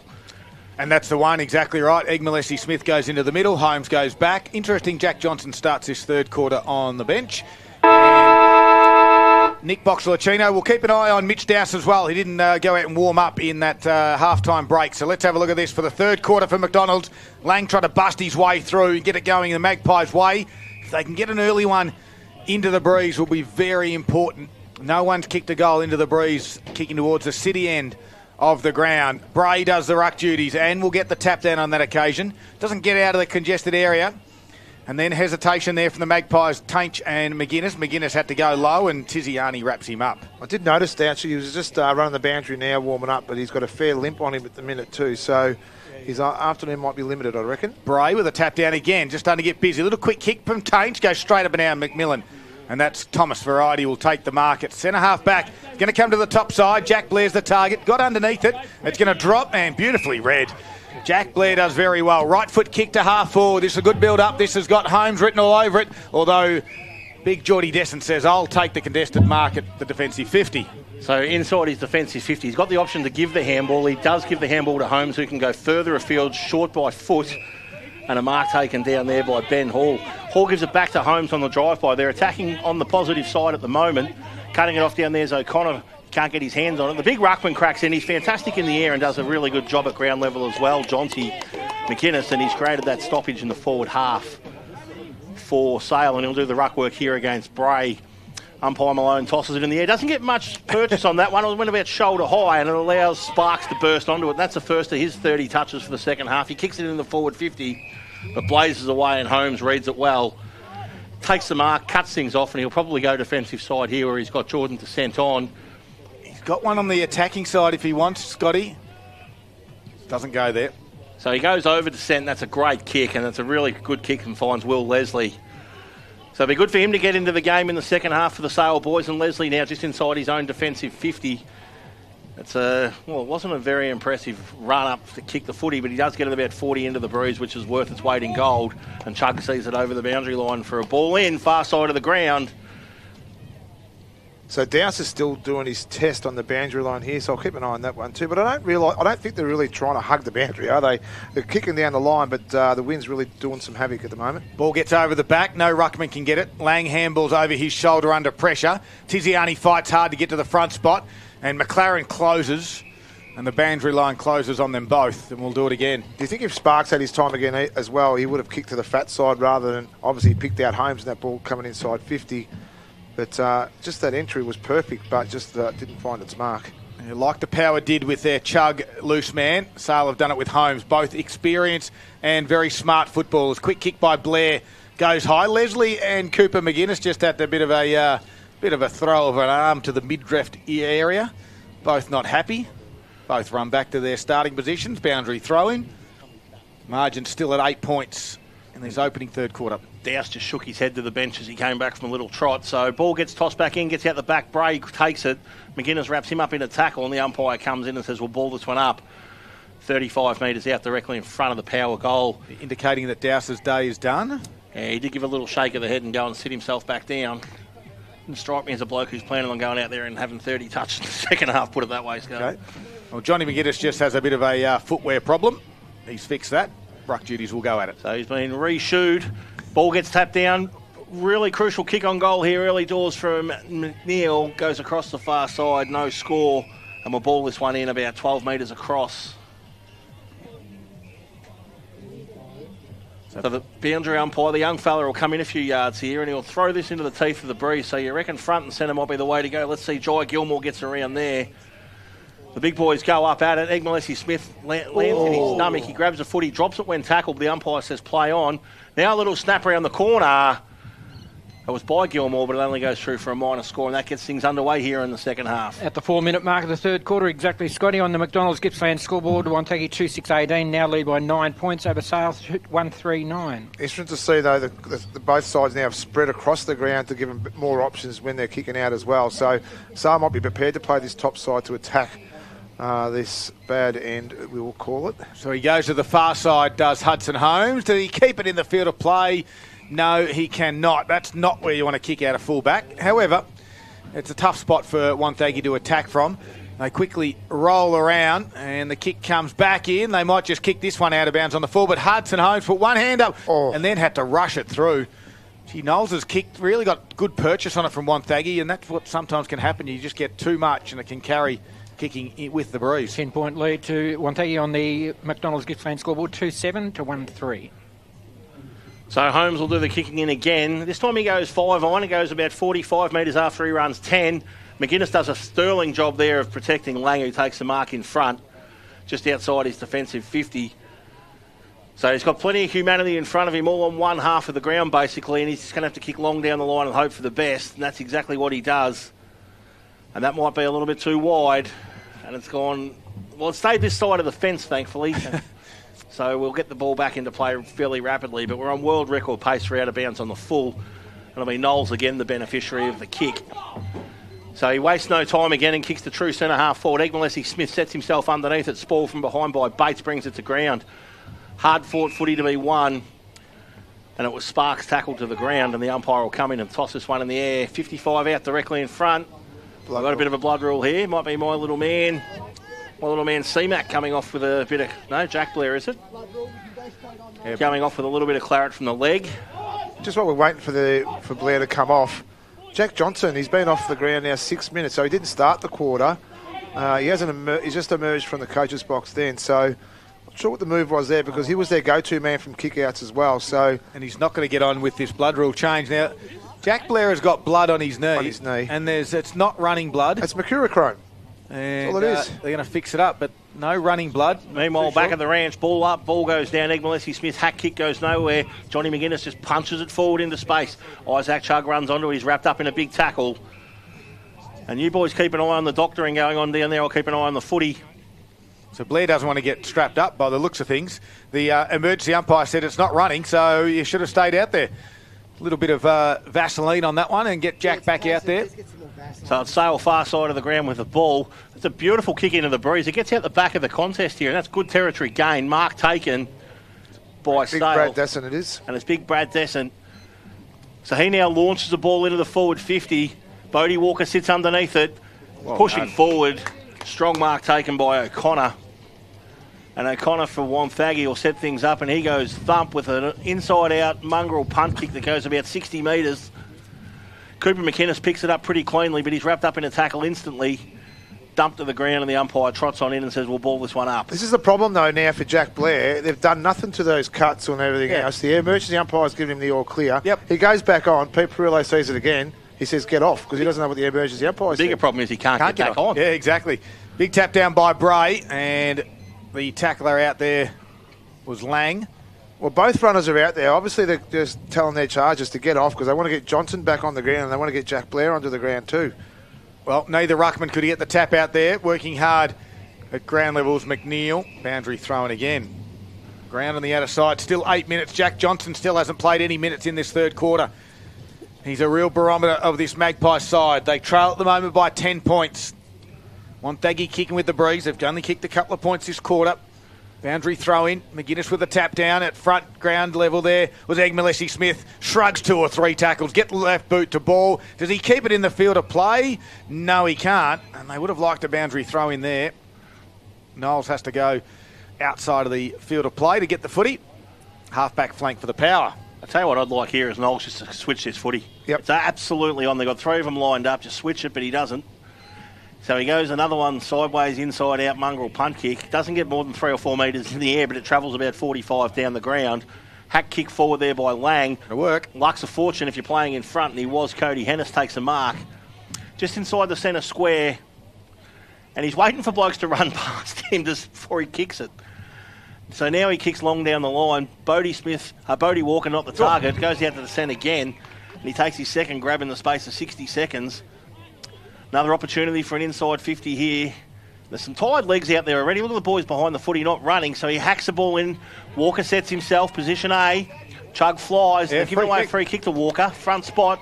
Did all the right things. Yeah, he worked really hard then too, Scotty, to get that front position to him. Because the ball's being held up, because he worked his way to the front, you could just see the jumper pull as well. But well positioned there by Walker. He's not going to get anywhere near it.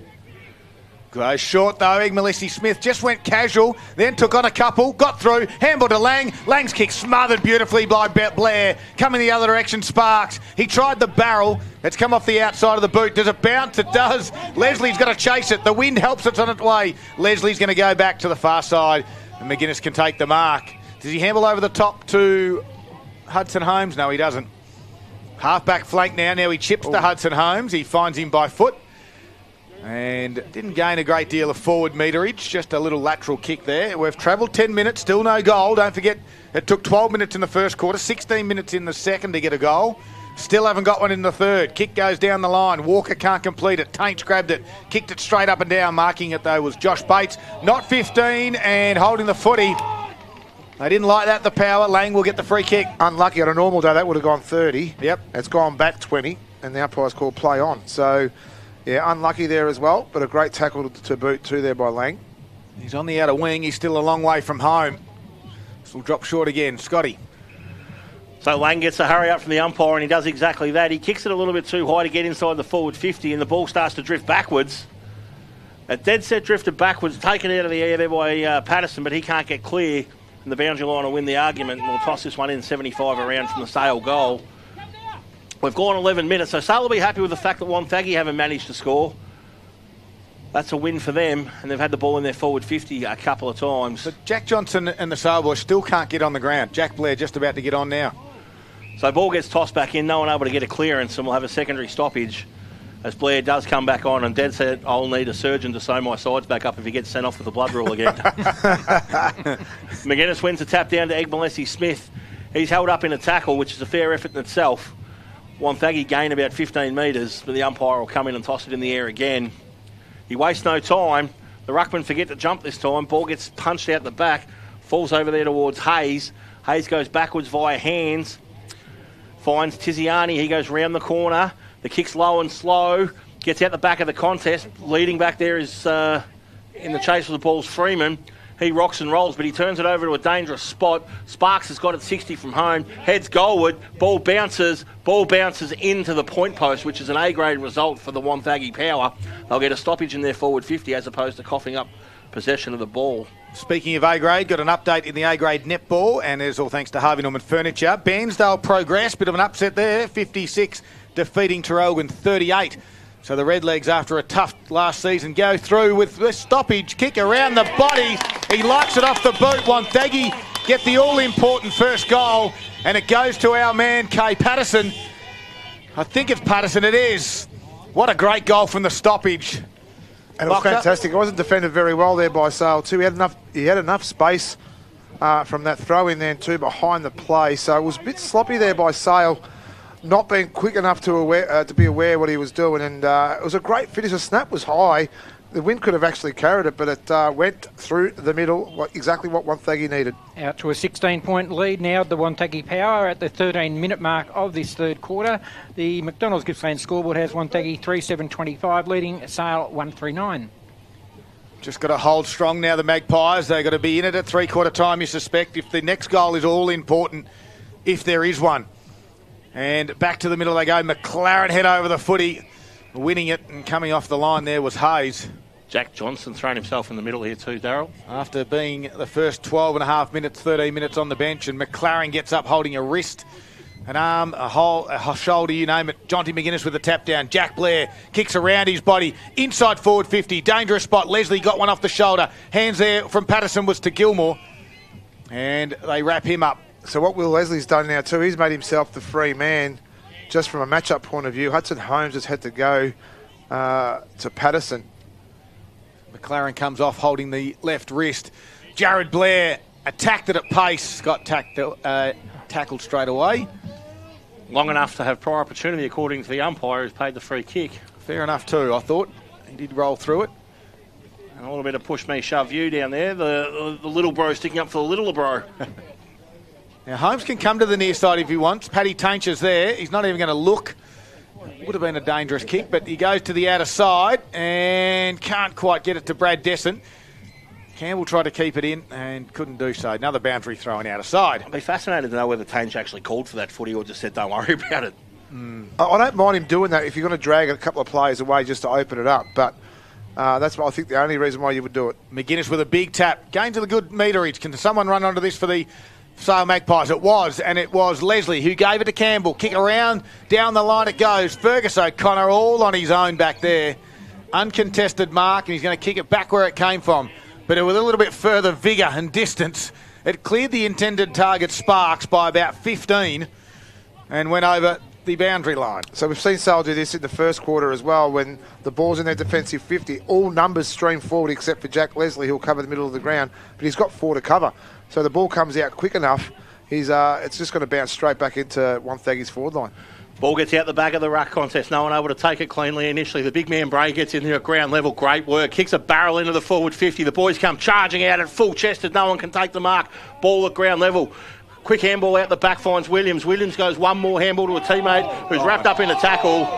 And the umpire's got no choice but to say, Patterson, you've already kicked one goal. You're not getting another one. Although, watch this space. The umpire charges in. He's not going to reverse it. I thought he might have come in for the reversal there, but no. Sale will maintain possession. And it'll be Holmes with the footy.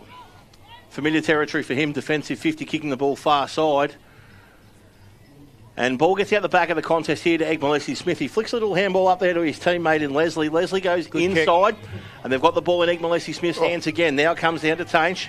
He kicks the ball into the forward 50. A little bit too much on that one. It gets over the back of the contest. Ball at ground level to be won. Tiziani goes in. Pops a little handball up over the top here. And they find a little bit of space through Lindsay. Comes back through the middle of the ground. Through Chug, and Chug's got kick. 3 power players on their own in the middle. The big ruckman storms on after it. Beautiful little tap on back over his head, and that'll allow Dickinson to run onto the footy. And they're off here through T-Mac. McMillan comes back inside to Dickinson. Dickinson now steadies. Ball. He's just kicked that up like they're playing packs at school. No one able to take the mark. Ball hits the deck, and Sale will win it at ground level. Gilmore, though, bursts through the pack, picks it up and goes the outside of the boot for a minor score. Taking Wonthaggi to a 17-point lead now. We've played just on 17 minutes of the third quarter. 3-8-26 to Sale 1-3-9. McDonald's Gippsland scoreboard. Well, we said in their pre-game that wouldn't be surprised if 4 goals wins it. Wonthaggi are on 3. Sale, if that's the case, they've got a bit of work to do. They are coming home with the breeze, but they'd love one against the breeze. No one's been able to kick one towards the city end of the ground. And Holmes goes to that far side again. The target is big Brad Descent. Can't complete the mark because Bray was there. Gathers it and then runs away. He gave it straight to Shannon Lang, though. That's the opposition. Kicks towards Jack Leslie. First time we've really seen him have a crack, and he had a soccery off the ground as Jacob Thomas grabs it, barrels it back in. Point of the square. Hudson Holmes takes the mark. He's got one on the knee. He's got 2 on the near side. Is he going to come? He does. Has a bounce. It's the best way to get out of it. Has 2 bounces. Will handball with the draw. Doesn't matter if you miss the target. Hall was there. Hutchins is there as well. They're going to handball it again or kick down the line. And the kick's down the line. Does it get out the back? Working hard is McDonald and Jack Johnson on Chug. And the umpire says ball up. Good result for the Magpies. It's on the attacking side. It's all about risk now. They've got to take their chances, Sale. We've been playing 18 minutes. They haven't kicked the goal this quarter either. They've got to gain yards, and that's the first part of that puzzle we've just done now. So the ball goes up. McGuinness gets high and taps it down. They go through hands again, but they're unable to get it clear. Little hat kick forward there by Josh Bates, and the ball will trickle over the boundary line just in front of the coach's box here for Wonthaggi. We're going to boundary throw in. Johnny McGuinness is cramped, so Jack Johnson will take the ruck duties. Early doors to be cramping. He has rucked unchanged for nearly 3/4, but he's going to have a long fourth quarter ahead of him if he's cramped already. So it'll be Johnson to go up against Bray, and McGuinness is going to come to the bench. Gippsland+EF+Smith will take his spot. So the ball will get out the back of the contest here, you would suspect it does. Blair wins it, flicks a little handball forward, picked up by Lang. He's tossed to the ground. Umpire says all fair in love and war, play on. Now Blair, the opposite brother, kicks across the face of goal. Heading out there in the chase for the footy is Williams. The ball eludes him and goes out of bounds for a throw in far side of the ground. We tick over the 19-minute mark. Sale are doing well to grip on here. And we'll toss this one back into play about 25-30 around from the Wonthaggi goal. They lead 26-9 in a low-scoring game. And the umpire's going to get a second crack at that toss. Didn't quite find the tall blokes. And the central umpire said, have another go. So that's exactly what we'll do. So it goes back into play. Two of the littlest ruckmen out there do the work. Gippsland+EF+Smith taken by Gilmore. Can't get clear. No, he's in trouble. And now he's sat on top of the footy. And that's a crucial free kick to go to Jai Gilmore, 35-40 out. Almost directly in front, advantage side, if he kicks towards the right goalpost, Darryl. Yeah, it's a gettable one, this one, because Definitely. the breeze is blowing in that sort of direction, so he'll be able to sort of start it just inside the right goalpost is where you need to start it, I think. So he'll kick this from about 40. Distance would normally not be a problem. He starts his run up about 60. Kick on its way. Off the side of the boot. He'll call it a pass, I'm sure, if someone marks it, but it was a complete and utter stinker. He actually gets his own footy. He gets his own footy rugby union style. Now the ball ends up in the hands of Thomas McMillan.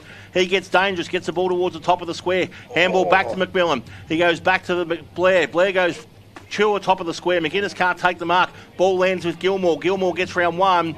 Gilmore gets round two, but he can't get around the third one. And umpire Perillo says, have a free kick. Yeah. And if you want to call me nasty names, the free kick comes with a 50.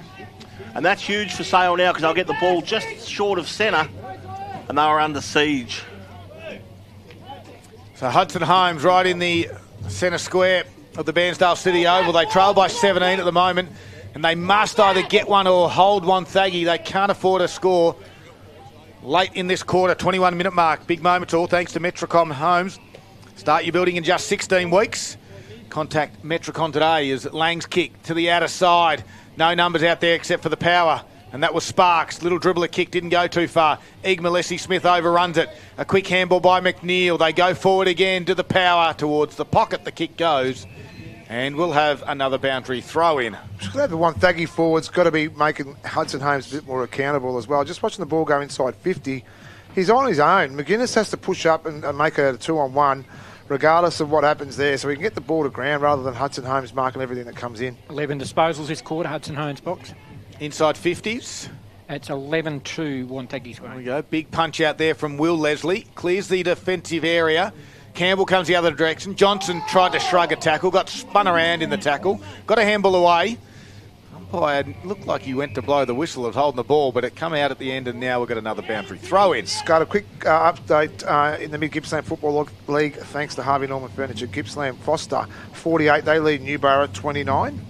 Loser goes home there, Box. They do, mate. Foster looks like they've got good control there at the moment.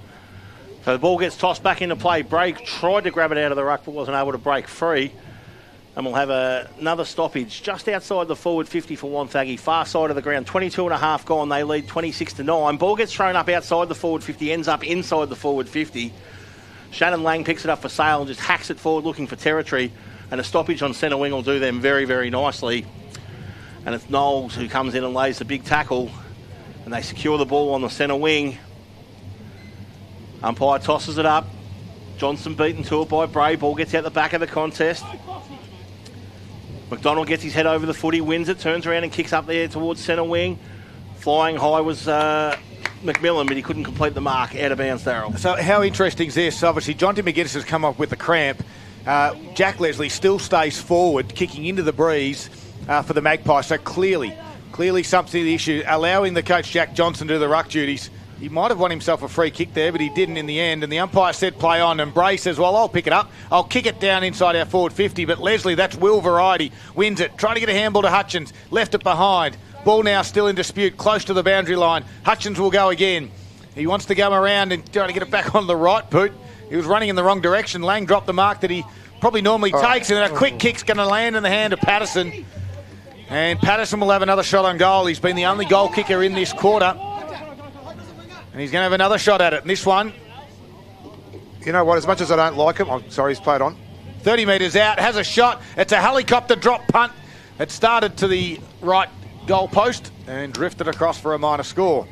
Wonthaggi now 3-9-27, an 18-point lead over Sale, who are stuck on their half-time score of 1-3-9. McDonald's Gippsland scoreboard, 24 minutes played third quarter.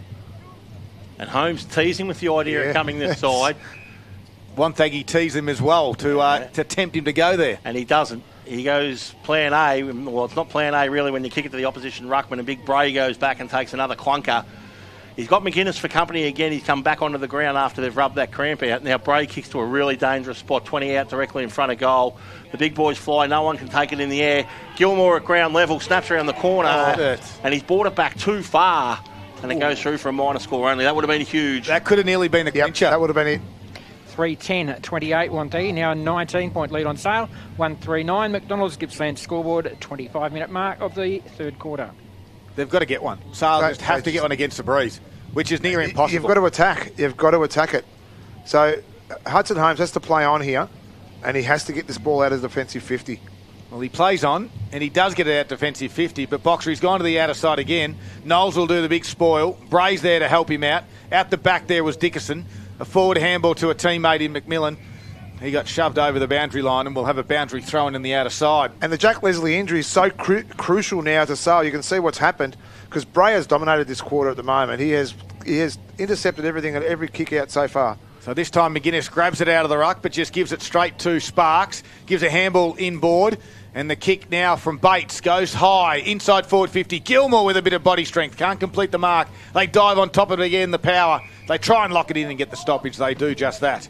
A bit more poise around the footy at the moment, the Wonthaggi boys. Sale just getting rid of the ball. Yep. Wonthaggi trying to use it to advantage. Forward 50 stoppage here again for the power. McInnes gets a tap out, goes only as far as Gilmore. A little tap on over the top there. Tries to find, and does find in the end, Sparks. Sparks snap on goal. Goes down towards the forward 50, touched. And will go out of bounds as Jackson Williams sees it over the boundary for a throw-in. Hard up against the point post with only a couple of minutes to go. Late goal here would be huge, Box. It would be too. I just heard the timekeeper say 5 minutes. 4. Make up your McInnes mind. takes it out of the ruck, gets a handball off there to the teammate in Sparks. And the best man on the ground kicks the best goal of the day. And that is absolutely a Zambrero's goal of the day candidate. Yeah, it's a great finish then too. Just reward for effort too there. As we play a little Mexican jingle in the background. Sparks has been in everything else as well. And again, they got exposed again, Sale, from the back end of that stoppage. They just didn't protect the area. Sparks was good enough to land on it and snap over his shoulder. It was a great goal and a great finish. And both goals have come from stoppages in this quarter for Wonthaggi, and it takes them out to a 25-point lead.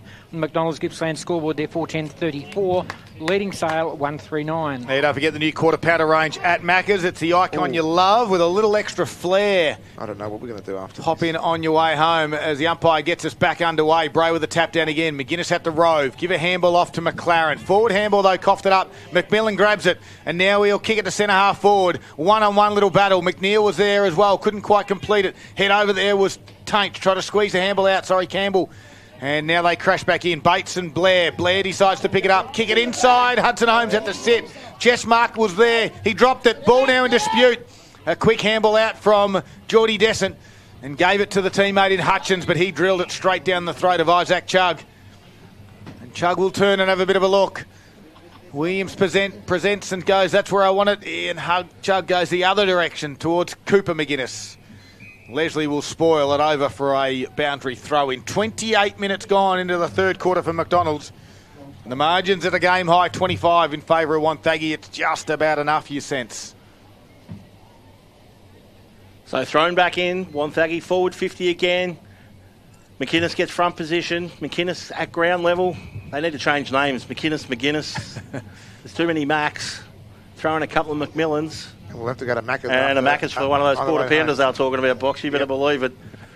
And McInnes gets a tap down. Hack kick goes out of the forward 50 there by McLaren. Gets over the top of the contest and they'll be happy with the boundary line. And we'll ball this one in about 70 around from the Wonthaggi goal. Sale simply can't cough up another score. Cannot cough up another score in the last couple of minutes of play here. I'd probably have more players behind the footy if I was in charge. Wind's been a real flattener over this weekend, hasn't it? It really has. It does deflate. It deflates everything. The supporters, the players, and everything else that goes with it. Barks from the stoppage, hammered over the top. He looked for Blair, couldn't quite get it. McLaren kicks around the body. Bodie Walker over the shoulder handball, and over the top there was Egg-Malesi-Smith. Here's Jack Leslie. First touch of the afternoon's a handball. Goes back towards Tainch. Inboard kick to Bodie Walker. Couldn't complete the mark. Shrugged a tackle. Gave it to Lang. Lang handballed forward.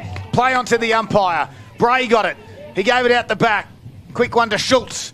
And he'll barrel it back down to half forward, where the ball spent the majority of the day. And good tackle, the number 3s, Holmes and Holmes. Not paid. Play on the advantage. Sparks kicks around his body. Cooper McGuinness grabs it, works his opponent out. Handles over the top. Williams, Will Leslie, strong tackle. Holding the ball. Will Leslie saves the goal. And that would have been the sealer. Too unselfish. Incredibly, that closing speed of Will Leslie, we've seen it years on years. He just proved it again how quick he can be. So now the kick goes outside forward 50, finds turf, picked up down there by Descent. He flicks a handball out when he probably should have kept it in. Wonthaggi favourite at ground level here, you would suspect, and they win it. They go forward through Blair. He's going to go to the top of the square. No, he's going to go inside the forward 50. Umpires found a free kick off the footy and paid advantage. Is it going to be a goal? He's paid advantage. It went through for a behind. I reckon it's gone through for a minor score. Oh, so that counts. That was Shannon Bray again too, so he's had a huge third quarter. That was a free kick off the ball to Jared Blair, so I'm not sure what's happened here. There's a little bit of confusion. A behind given. Yep. It is now, yep. 4-11-35, Wonthaggi, 26-point lead over Sale, 139 McDonald's Gippsland scoreboard. Holmes again. Repeat this, we've said it 100 times this afternoon. Kicks to the outer side, big fly over the back. Leslie couldn't complete the mark. Getting involved, McMillan was there. Handball was partially smothered. Sparks tries to run onto it, and now somehow Sale get it through. Walker crashes through. Got a couple of handballs inboard. One of those is Campbell. He little toe poke came off the shin at the end of the day. Bray goes to ground, ball in dispute, and they dive on top of it again. Campbell can't get a hold of it. I reckon his left foot might just be for getting on buses, Darryl. That did not look real comfortable at all. Is that the first foot or the second one that goes on? I use my right foot to get up. Well, you haven't been on a bus in your life, Box. Ball gets out the back here. Wonthaggi power go forward late through Sparks. He goes up in the McInnes direction. He flies from behind. Ball comes to ground. Picked up down here by Hayes. He gets one-handed tackle. Breaks free of that. Ball comes in here towards Aidan Lindsay. He rocks and rolls. Ball spills out the back to Gilmore. He's got a little bit of time. They come back here to Hayes. Hayes goes goalward bound. In the goal square. Could have taken the mark. Ball gets over the top of his head. And it'll go out of bounds. It was Jackson Williams who had the opportunity, and the ball in fact stays in. Sale win it. They try to find the boundary line, but they don't. It finds Blair. Blair goes to the top of the square. Gilmore by himself. With 20 seconds left to go in the third quarter, he can go back and ice this one 20 metres out directly in front. Any other day of the week, you'd say this is 100%. Today it's probably about a 90% from here, Box. That's an easy one. Can I just say, I'm not a big fan of the big banana kick they do in the AFL, and some players are doing it in the Gippsland League as well. This is probably an opportunity to do that as well, because you can get a bit more control with the banana kick. What do you think? Not a chance. Sorry about the sound. Gilmore comes in, slightish angle. Bree's the only thing he's got to deal with. 25 metres out, and he sprayed it off the right-hand side and put it through for a minor score right on the siren, Paul Carter. 4-12-36. They've kicked 2 goals, 7 for that quarter. They lead by 27 points on Sale, who stay on their halftime score 139, and that's all on the McDonald's Gippsland scoreboard. It is a game high, 27 points. The Magpies are going to have to pull a rabbit out of a hat to get out of this one. The loser goes home in this elimination final. We've got one to go. It is Gippsland Live on TRFM. Thanks to our good friends at Harvey Norman Electrical.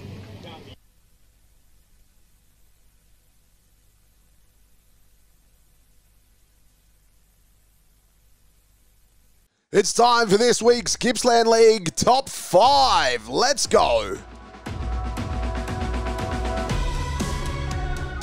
Kicking us off at number 1, Derek Egg-Malesi-Smith here from Sale. He had to think quick. He was front and centre, got it over his head, and a great goal.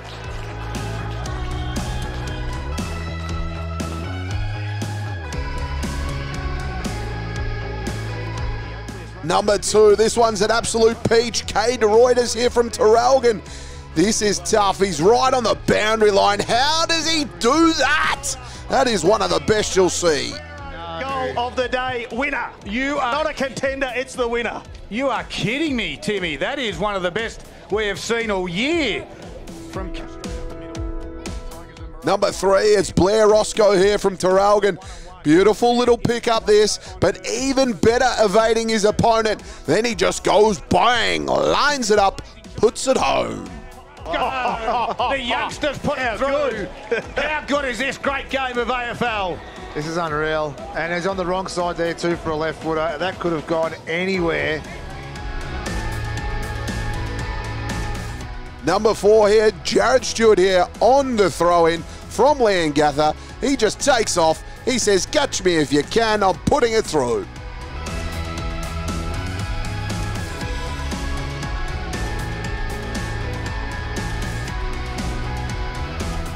Number 5, it's Liam Masters here from Moe.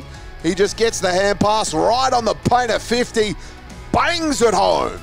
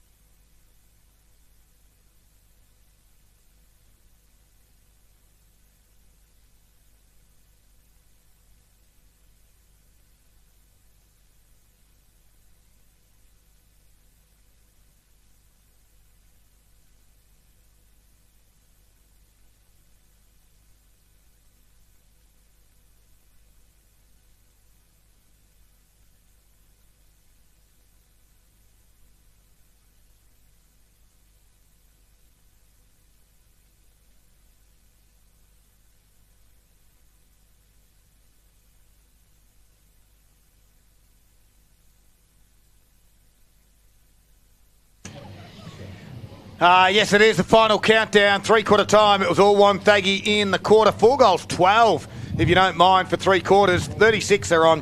And Sale didn't kick a score in that one. 1-3-9, 27-point margin. It's a game high at the moment. And it's all in front of the Magpies, who are kicking with the breeze, but they've only managed 1-3 for the day. So it's hard to see them coming back from here.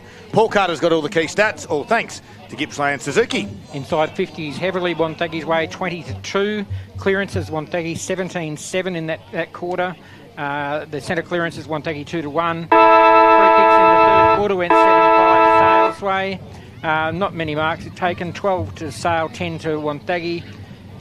The ruckman, we had 12 hit-outs to Shannon Bray. He has 34 to 3/4 time. 10 more to Johnny McGuinness, he's on 45. Individually, Ryan Sparks, another 10 disposals. He's sitting on 34 at 3/4 time. Jack Blair's on 20 for Sale. Leading stat winner of the ones we are following is Hudson Holmes. He had 14 that quarter for a total of 28. 27, Shannon Lang. 16, Derek Egmalusi-Smith. Thank you very much, Paul Carter. Of course, what do you say, Boxer, at 3/4 time if you're the Magpies? You've got to throw everything at it now. It's do or die, I suppose. What players do you want to lift? You spoke about some of the key players for the Magpies. Who do you want to lift? Who do you want? Cody Hennis is the #1 target for me. Like, get him on the ball, get him winning the ball, because right now he's delivered absolutely jack poo. So he needs to make sure that... there's plenty of those out there But today. there's a few of them too as well. But Cody's been out of sorts for a few weeks now too. So big moments for big players, and this is the opportunity for him to step up and say, righto, it's time. But, you know, you throw everything at it now. Do you match the 7 defenders? It looks like Will Leslie fair enough too. is going to go and match it with Chug as well. So it's a good call there by the Maggies, and they're just going to go head-to-head, and this is their chance right now. So if I'm Jack Johnson, I have to be the biggest salesman in the world and say we've still got a chance to win it, because they have to have the belief that they can actually win it. So these sort of players, like Jack Johnson, the coach as well, he has to put his hand up and say, righto, it's stand and deliver time, and take nothing. Don't leave anything out in the park. What are you smiling at then? Scotty wanted to say something. Couldn't get a word in with the big boxer. Bray taps it down. Sorry about that, Scotty. I'll take the chance now, Box. You can have a think about this. Does Wonthaggi throw another defender back and get a Lucy down there and make it 8 on 7? Yeah, why not? I would. Why not? Blair was there, head over it, gave it to Bray, gave it a quick one now to Patterson. His high kick goes to half forward. The power look to go forward though, and they do. Here's Lindsay, got a bit of space in front of Geordie Descent. Right foot kick, inside they go, 1-on-1. Hutchin can't complete the mark. McGuinness left it for his teammate in Patterson, and all of a sudden, in a dangerous spot, the Magpies can't afford to give one up into the breeze so early in this final quarter. McGuinness tapped it down, Sparks hit it at pace. Got a forward handball, the soccer off the ground, incoming, Leslie, one way, two way, there it is. And the first goal of the final quarter into the breeze, and the first goal up to the city end this afternoon goes to Aidan Lindsay, the experienced campaigner. Sorry, Magpie supporters that are out there listening, but they're done. Stick a fork in them. I think kicking a goal against the flow now is really going to deflate the absolute bejeebers out of Sale right now. And one of those goals, the first goal, I think the first goal kicked in 2 games at that end of the ground. So to have it, you know, they played ugly footy getting it inside, and they got the goal even uglier. So there you go. It's a 33-point lead on the Harvey Norman Computers scoreboard to Wonthaggi at the 1 minute mark of the final quarter. 5-12-42. Sale still at halftime score of 139. So back in the middle we go, where it's Bray up against McGuinness. McGuinness will give that one too, but they can't get the clearance as it comes out to Patterson. Patterson again kicking the ball up to the half-forward line. Pitches in front of Blair, can't take it cleanly. Ball and then comes back to Tiziani. He goes round the corner with a big torp. The boys at the bar all love the big torp into the forward 50, but it bounces back out as quickly as it goes in. Foot race here. It's gone backwards. It's gone backwards, that footy. Bates gets back to it first for Wonthaggi. Pops a little handball over the top there to Sparks. Why not? He needs another touch.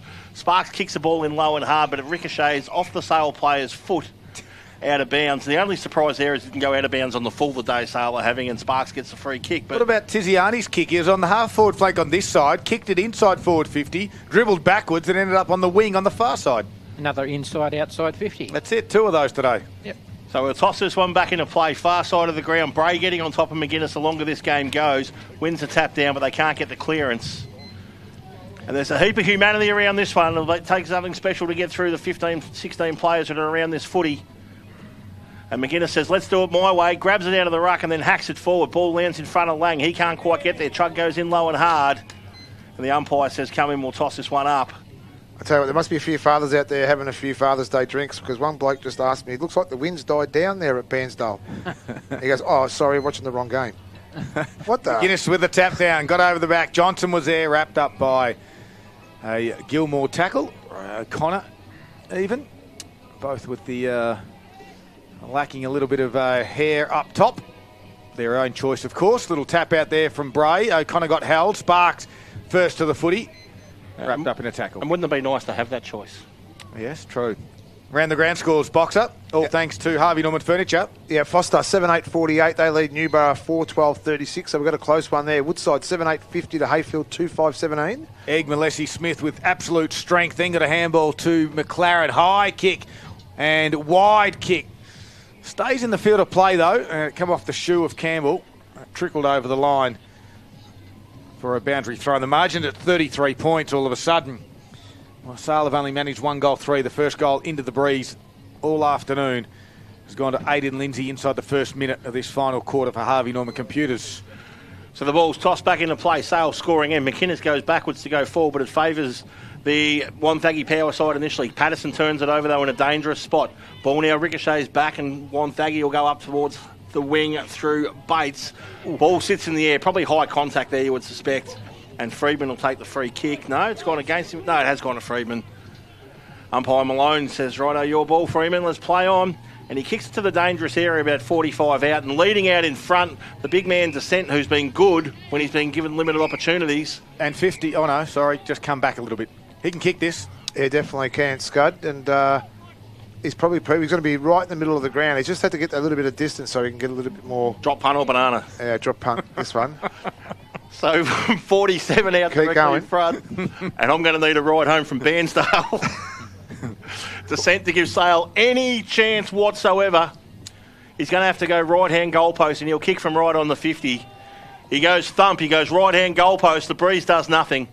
It does absolutely nothing, and the ball hangs out there and goes through for a minor score only. Their first score in quite some time. First score since the second quarter, Scotty. They go to 1-4-10 on the Harvey Norman computer scoreboard, trailing Wonthaggi by 32 points. The power at 5-12-42, and we've played 5 minutes in the final quarter. Fergus O'Connor looks to the near side. The grandstand side says no. I'm going to follow Hudson Holmes' lead from that third quarter. Kick it to the outer side. Target out there is Cooper McGuinness. Can't complete it. And over it goes, boundary throw in. Isn't it funny when you're playing from fullback, you can actually run as far as you like? Yep. You just run 25 metres, the umpire never tells you run too far. Never seen it at all. Interesting thing, most of your scores normally come from turnovers. Wonthaggi have kicked 4-1 from stoppages today. Yeah, they work hard from that stoppage. Ground level again, over the back was McGuinness. Quick kick by Sparks, got it going forward. Cooper McGuinness does well, taps it over the top. And now Aidan Lindsay and Geordie Descent go at it. The two old-timers, experienced campaigners they are. Freeman kicks around the body for the Magpies, try to clear the area, attacking it hard. And strong tackle from Blair was it on Hutchins? I think it was, Jake Hutchins. You don't get out of a Blair tackle, and we've got a ball up in the middle of the ground, 6.5 minutes into the final quarter. McGuinness again, big thump forward, tries to get Leslie to run onto it. Gilmore will stand and wait and knew the tackle was coming. And he'll take the pressure and have a stoppage. Scott, got a couple more games here to go through as well. In the Allen Bank District League, Neerim South, he finished second. 6-6-42, they trail along Worry 10-10-70 at three-quarter time. So Wonthaggi win this ball forward from the stoppage. No one able to get a clear possession. They just roll it forward, rugby union style. And in the West Gippsland Football League, Narnagoon 8-14-62. They lead Inverloch 8-7-55. Close one there. So far side of the ground, centre wing, McGuinness versus Bray. McGuinness wins it again, hacks the ball forward. Ball putrid bounce there for Paul Johnston, goes straight over his bonce. He doubles back and lays a tackle. But any other day, you think that ball would have just bounced straight into his hands and they would have been off to the races. But today's just not the day for those in black and white. It bounced straight over his head and then bounced sideways. And we'll have another stoppage, forward flank. Another chance for McGuinness to get his hand on it. He stays down this time and wins the clearance at ground level. Pops a handball out looking for Lang, but it's cut off there by Sparks again. Sparks turns the ball over on centre wing. The kick from Freeman goes up and down and wide and out of bounds on the full. And it'll be a free kick to Chug, far side of the ground, once we retrieve the footy. Chug's been involved a lot today, but stats sort of don't indicate the type of game he's had, Paul. No, just the 9 at this stage. Certainly been involved, though. Most of his work's up in the back line against Sale, though. So. Yeah, it is. Left foot kick up and kicks it towards the wing. It drops as expected. Sparks taps it down, tried to get someone to run onto that one. Jared Blair was out the back. Took on a couple. They crunch into him, too. And over it goes, boundary throw. And this might get a little bit willing, too, in this last quarter, I would suspect. It definitely will, too, Scott. And I think the recovery now, they're only going to get the 6-day break, Wonthaggi, if they get over the line here, which they will. It's the recovery is going to be the critical part for them. So in the front spot there was Bray. Whistle goes. Looks like if we want to avoid the traffic, we'll stay till the end too. Yeah, there's a few that are starting to leave now. Another boundary throw, and it just dropped a little bit short, so we're going to do it again. McGuinness and Bray have done all afternoon. Bray over the back will thump it forward, tries to get Hayes to run onto it. Although out there was Will Leslie, and Sparks said, get out. There's one little insight I can give you too, Scotty, because you weren't here when I did make this comment a few years back, that it is the longest trip from Wonthaggi to here in country football, Victoria. So they had to be challenged, and I did win. Well done, Nick. Oh, thanks, Daryl. Only thing you got right in 20 years of broadcast. Shannon Lang handles over the top to Hutchins. A bit of a forward run now. Back to Lang. Lang's right foot kick. It's got the distance. It might even bounce. Oh, no. Well done by Schultz. Last line of defence. That was on line too for a 70-metre Zambrero goal at a contender. And Schultz said, you're not having one tonight. Now he gets to play on. Runs to the outer side. High kick. It's going to clear the pack, although Freeman read it better. There's a whistle gone. It's going to go Freeman's way, or it might even be a free kick. Yeah, it's got to go to Will Leslie for just a block. So Will Leslie, 60 metres out, wants to come inboard. Got told to push back behind your mark. And now we can start things. Just ticked over 9.5 minutes. Wonthaggi haven't got a goal since the 16-minute mark of the second quarter. The high kick, big pack form, out the back. Schultz is there. Did anyone touch it? Tiziani said that doesn't matter anyway. I'm going to rush it through, minor score. So we'll go to 1-5-11. They're now trailing by 31 points on Wonthaggi, who are 5-12-42. Harvey Norman Computers scoreboard, 10 minutes played, final quarter. So it'll be Knowles of Wonthaggi to bring it in, and it won't take any guesses to see where he's going. He plays on, runs his full complement of 50, and then kicks it another 40, and it ends up 25 out from goal, basically, when the wind blows it back in. But in all seriousness, it's gone just outside the 50 for a throw-in for about the 812th time today. So the boundary umpire over there has done an outstanding job. He'll have earned his Mars bar and can at Coke today. Sunday, they get a double. They get double. Two Mars bars. That's a beautiful flick in. Bray in the right position brings it down. Lang and Sparks go at it. No one able to get it clear, and umpire Malone trots on in. It's a very pretty canter he has, I reckon, Buddha Malone. Very pretty. Canter, the way he runs. I think it's a bit dressage horse-like. Yeah. Okay. Up and down the throw goes. Comes out towards Sparks. Boundary line beats him. It's the only thing that's beaten him all day. Bit of a horse trot, you think? Yeah, it just looks right. a little dressage-like. Okay. Okay, thanks for that. So we've got another boundary throw in. I'll have a go, Scotty. 11 minutes into the final quarter. Harvey Norman Computers, if you've forgotten Father's Day, it's probably too late to get there, but you can still go during the week. As the tap down comes from Bray, Igmalesi Smith tried to get through. Here's Hennis receiving the footy. Left foot kick, top of the square it goes. It's going to clear the pack. Brad Desson's there. He got his ball to boot in midair. A la ballerina style. I don't think Brad Desson's ever been compared to a ballerina. He got ball to boot though. It went through for another minor score. 1-6-12 Sale, trailing Wonthaggi, who are 5-12-42. Harvey Norman Computers scoreboard, 11.5 played, final quarter. So Knowles brings it in. Surprise, surprise, he goes far side where a pack forms. Big fist comes over the back, trying to get it back in the forward 50 for Sale. Stacks on the mill, and the umpire trots on in and says, we'll ball this one up. Lowest score in an elimination finals, 4-9-33 by Druin in 2019. I reckon we've got that covered today. Tough afternoon. Bray with a little backhander, puts it down there in Blair's path. Unable to take it clear. Stoppage again. 55 from the Sale goal. McInnes gets a tap on this one. Lang at ground level, can't win it. Blair picks it up and hacks it forward. Sparks, sorry. And that one goes out of bounds on the full. Free kick. Are we going the way of Kai McDonald of Sale? No, Jared Freeman, you reckon? He just sort of pushed across and got it last minute, Scotty. Cheat. So he goes thump to centre half forward. Sitting underneath, it's Hennis. Oh, good grab. Chug comes from behind, takes a big grab. He has read it very well. How many marks today? He has read it well, Chug. I've only got down 6 at the moment. There's 6 very good marks.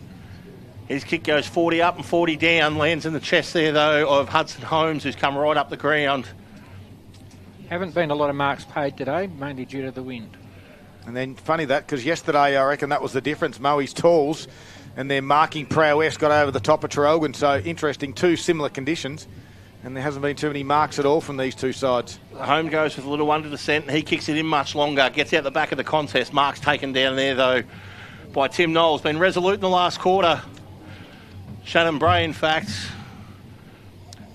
Lovely pass out by him. Mark taken. Could be Sparks again there. Rolling around a little bit down there. Is it cramp? Yep, Sparks. Nothing untoward. So Sparks has it. Defensive 50, 13.5 minutes. It's been a tough afternoon. Sparks' 40th disposal. Kicks high. That's going to be out of bounds on the full, you would have thought. Yep. Not one of his best. Actually, a good mark out there by the guy 15 rows deep. I think Shannon Bray outside of Sparks has been tremendous for Wonthaggi today. He's really controlled that ruck part of the ground. Shannon Lang's kick to Will Leslie. They found a target. Leslie just rolls back and just holds onto it. Thanks very much for joining us on Sunday afternoon. If you've been tuning into this game, it hasn't reached great heights. Can we get something late? Is there a Zambrero goal that they contender coming up? Jack Johnson gave it across to Butcher, although Butcher lost it. Gilmore now gives it to the run there of Bates, and Bates will thump it out and kick it out of bounds on the full. And we're going to do it again. Scud quickly around the grounds thanks to Harvey Norman Furniture, Gippsland, the Mid-Gippsland Football League. It's the final there now. It's all done and it's all over for Newborough for 2024. Foster 8-6-54 defeated Newborough 4-13-37. Hutchins' lateral kick was dangerous. Campbell couldn't complete the mark. Hayes works hard. They dive in on top and the umpire will ball it up. Sunday afternoon footy from Bairnsdale City Oval, elimination final of the Alinta Energy Gippsland League. It is currently Wonthaggi leading by 30 points.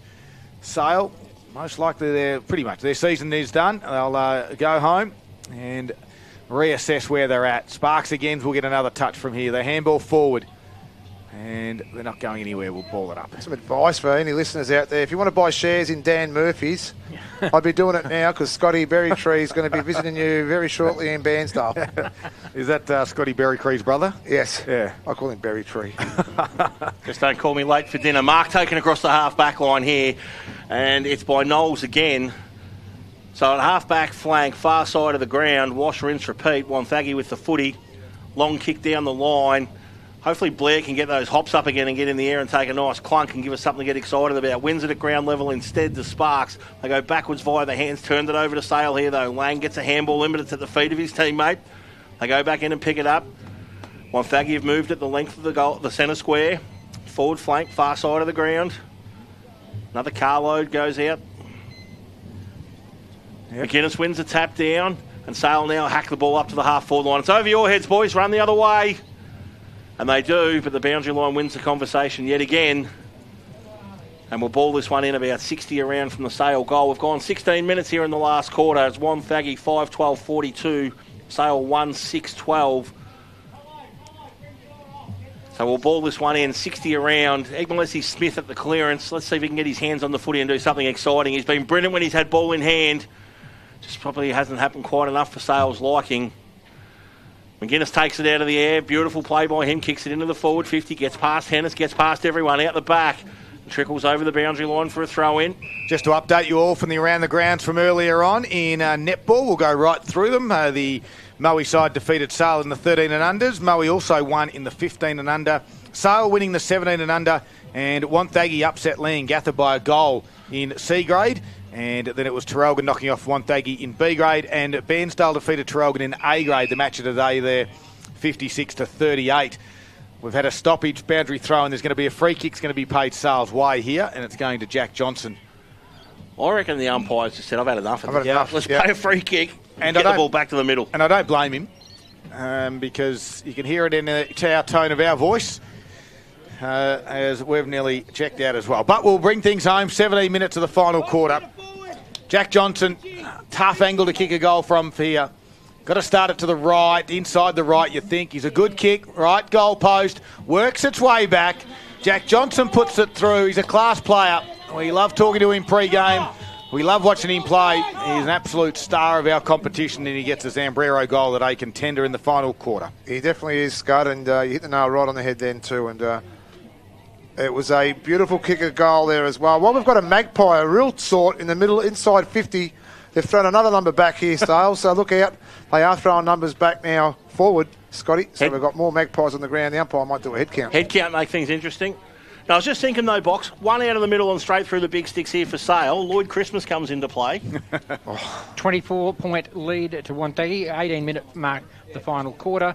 Harvey Norman's Computers scoreboard, 5-12-42 to 2-6-18. And here we go. It's going to be Johnny McInnes that gets us underway. No, it's not. It's Bray. Oh. Ball goes the other way. Sale still a chance at ground level. Not on my watch, says Blair. Blair goes in. Can't take the ball cleanly. It's a hot footy to be won. There's our man Walker throwing his weight around. They're still having a take the boys. No, he's done his shoulder. He might have dislocated the finger. Don't let me look at that or those sandwiches will come back up. I tell you what, not in here. I think Sale actually just had a little belief there, I reckon. Oh, yeah, she's a beauty. So up she goes. McInnes gets a tap down. Oh. Can't get it clear. Oh, you blokes are sick. There's something wrong with you when you want to look at that. I had a bit of a look. It's not bad. When fingers aren't going north and south, I'm not interested. It's the ring finger on the wedding hand as well. So if he's married, he won't be putting the wedding ring back on. It's still out too, by the way. And Hennis is coming off too now. He's done something in that pack. It'd be his thumb might have dislocated. Oh, God almighty. Here we go. So Bray wins the tap down.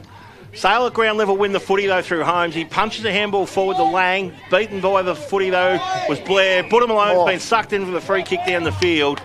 Well played by Jared Blair. So it's the pointing finger of Cody Hennis as well. It's gone the other way. Yeah, lost his nail. Oh, I can feel the sting. Aidan Lindsay's been outstanding since quarter time. He gets another kick here. Goes back to Jared Blair, who marks in the half-forward flank. He's got a short one on. Mark taken out here about 60 around from goal. No guessing who it is. Well, I'm sick of saying his name. So Sparks plays on, kicks to within about 35 of goal. McInnes out the back, drops the chesty on the second grab. Ball's nudged towards the boundary line, but kept alive temporarily, and now it goes out of bounds for a throw in about 20 around from the power goal. just to give you a quick little update there in the North Gippsland Football League. It's Woodside easy at the moment, 11-10-76 to Hayfield 2-5-17. Thanks very much to our good friends at Harvey Norman Furniture for those scores throughout the afternoon. McInnes with a big tap down. Jack Blair was there, socketed off the ground. Lux of Fortune not quite there this afternoon as Campbell tried to barrel and it went off the side of his boot and went sideways. Thomas Glenn having to see it go over for a boundary throw-in. Right in front of the pop-up bar here at the Bairnsdale City Oval. And the Bairnsdale supporters will be happy with the A-grade victory this afternoon. Ball comes back into the field of play. Oh, it ricocheted off Jared Blair's knee and went over for another boundary. Incredible story there for Bairnsdale too. They only snuck into the top five at the last game as well. Right. So to win their first final is a great effort by them. Only winning a couple of games throughout last season. Didn't have a B-grade team either last year, so great effort. Back here, Jack Blair fights hard. Egg Smith down at ground level. McMillan comes in and umpire says, let's do it again. 21 minutes gone in the final quarter on your Sunday afternoon. It's a 24-point margin. Wonthaggi are holding on at the moment. McInnes gets the tap down. Sale City go forward by foot. No one able to take the ball at ground level. The boundary line will win. And in terms of the boundary line winning, it's the boundary line this side, probably about 8. The boundary line the other side, probably 908. Bodie Walker's all good. Back on. He's right to go, mate. His fingers back. Oh, and he's high-fived the bloke on the way on the ground too. You would have thought you'd give that a miss. But nonetheless, the ball's tossed back in. Bray in the front spot brings it down towards Blair. Blair's probably held without it. The umpire says play on, so play on they do. Brother of goes in and he's tackled over the boundary line, and we'll toss this one in. Centre wing, slight advantage territory-wise to Wonthaggi Power. Massive advantage scoreboard-wise, where they lead 42-18, 22 minutes played in the last quarter. Both ruckmen shielding the sun from their eyes. Bray gets it off his head down towards Blair. Blair Jarrett hacks it into the forward 50, looks for McInnes. Ball sits on its end. No one able to take it initially. McInnes now, it's a foot race. Sailor got numbers back there. McInnes head over the footy, surely taken high. Umpire says play on if you like. Play on they do, and now the umpire says I'll ball it up. Surely that was high contact. Definitely was too, Scotty, and you got to protect the player with the head over the ball, and the umpire definitely didn't do that in that situation. Front spot, McInnes just grabs it out of the ruck, gets ball to boot, bouncing away from the goals, and will find a boundary throw-in on the point of the point post. And this is where they might be able to extract another goal towards the city end of the ground. They lead by 24 points to the Power.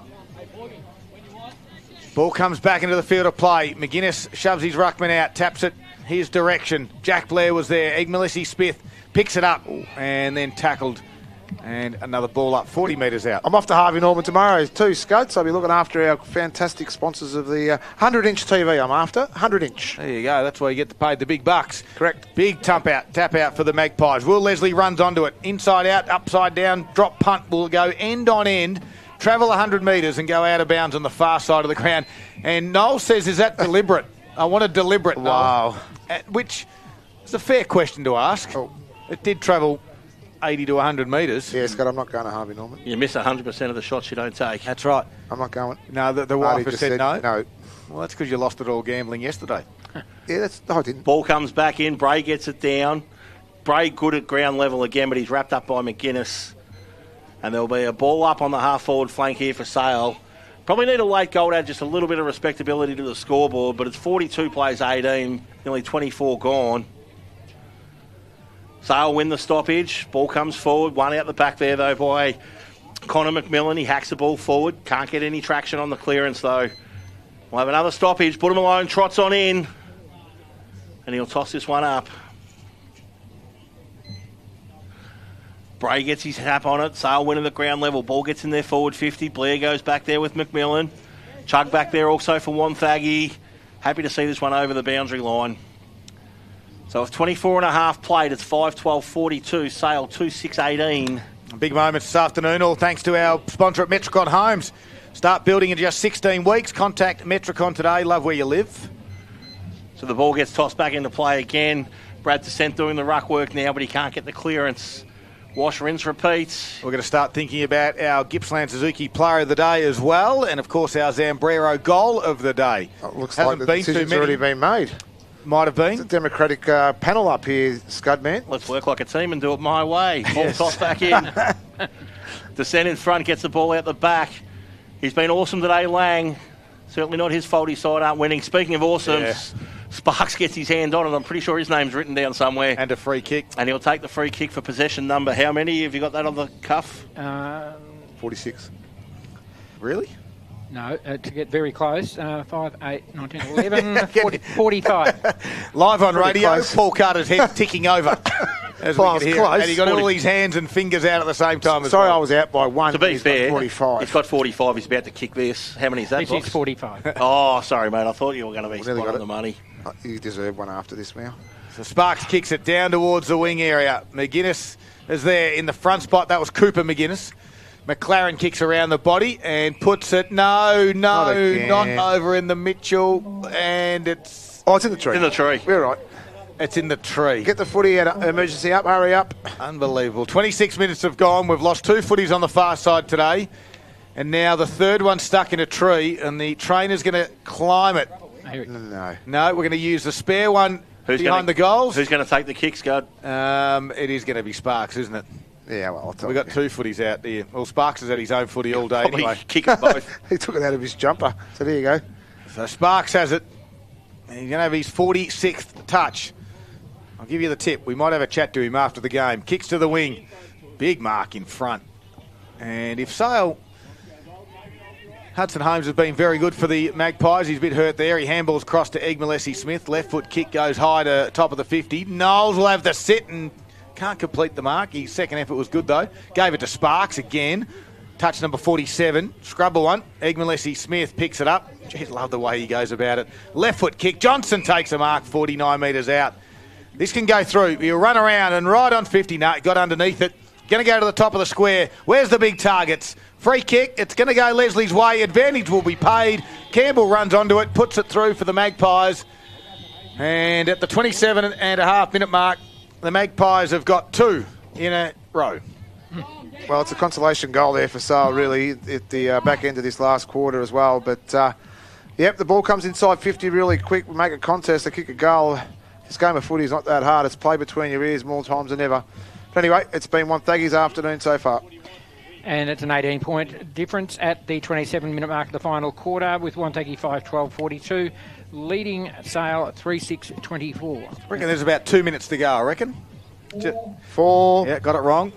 We're very close to the timekeepers here and appreciate their efforts throughout the afternoon, keeping us up to date with how long's to go. Box slagging off their kids. Yeah, that's right. Egg-Malessi-Smith says, get out of the way, and Bray says, not on my watch, ball spills free. Now they go forward through Lang. He kicks the ball into the forward 50 and pushing back with guts. He's been good. Good G&D there by Chug, taking mark number 8, and he goes far side. Pushing back there well was Egg-Malessi-Smith, but he can't win the contest. I just want to see the ball in the hands of Sparks a couple more times and see him raise the bat for 50. Righty, what's he on? 48. Yep. Let's have a look. Don't count again, Paul. 47. 47, all right. Let's see if we can get him over these. We ran this contest somewhere. Surprisingly, he got a little bit of space. Scotty, see if you can get him a touch. So it's Bray versus McGuinness. Bray wins the tap down ball on ground level. Sparks, well, we can't count that because he tapped it on the ground, but he did get his hands on it. But Sale winning the ground level and kick the ball up towards centre half forward. Charging out at it with the big dukes up was Johnson. Couldn't complete the mark. Does win the free kick. Gets around 1, gets around 2, gets onto that right leg, kicks into a little bit of space. Space is very quickly filled, though, by Hunter Tiziani. He gets a handball off there to Gilmore. And Thomas McMillan, little T-Mac will take a kick. And a tiny little kick it is to a tiny little bloke. Sparks! 48. Marks, kicks, And, of course, he finds a target, and Shannon Bray, 2 and 1. They might be 1 and 2 the other way on the vote card. And they come in board here and find Patterson. So Patterson about 80 from goal. Got McInnes in front of him. He ignores that and goes wider. Mark taken out by Bates. Bates about 75 from home. Lead comes at him from Lindsay. Getting across there with some really good defensive work was Freeman. And he sees the ball over the boundary line. No, it stays just in. But we'll have a forward 50 stoppage. Well, you know what that means. Sparks will be on the move. 29 and 3/4 minutes, final quarter.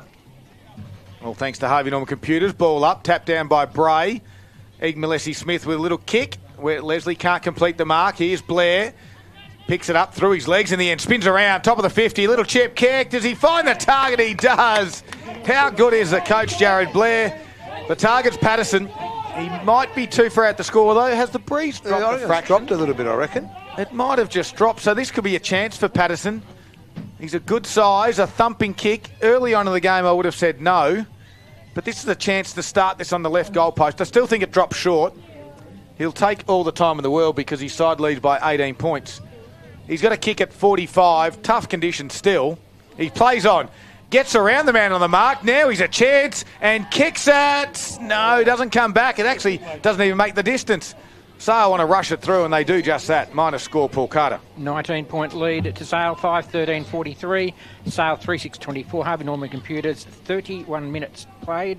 Final quarter. Walker does the kicking in. Please go barrel down the guts. And he goes barrel down the guts. Look at and he gets it north of the equator. It's gone all the way to centre back.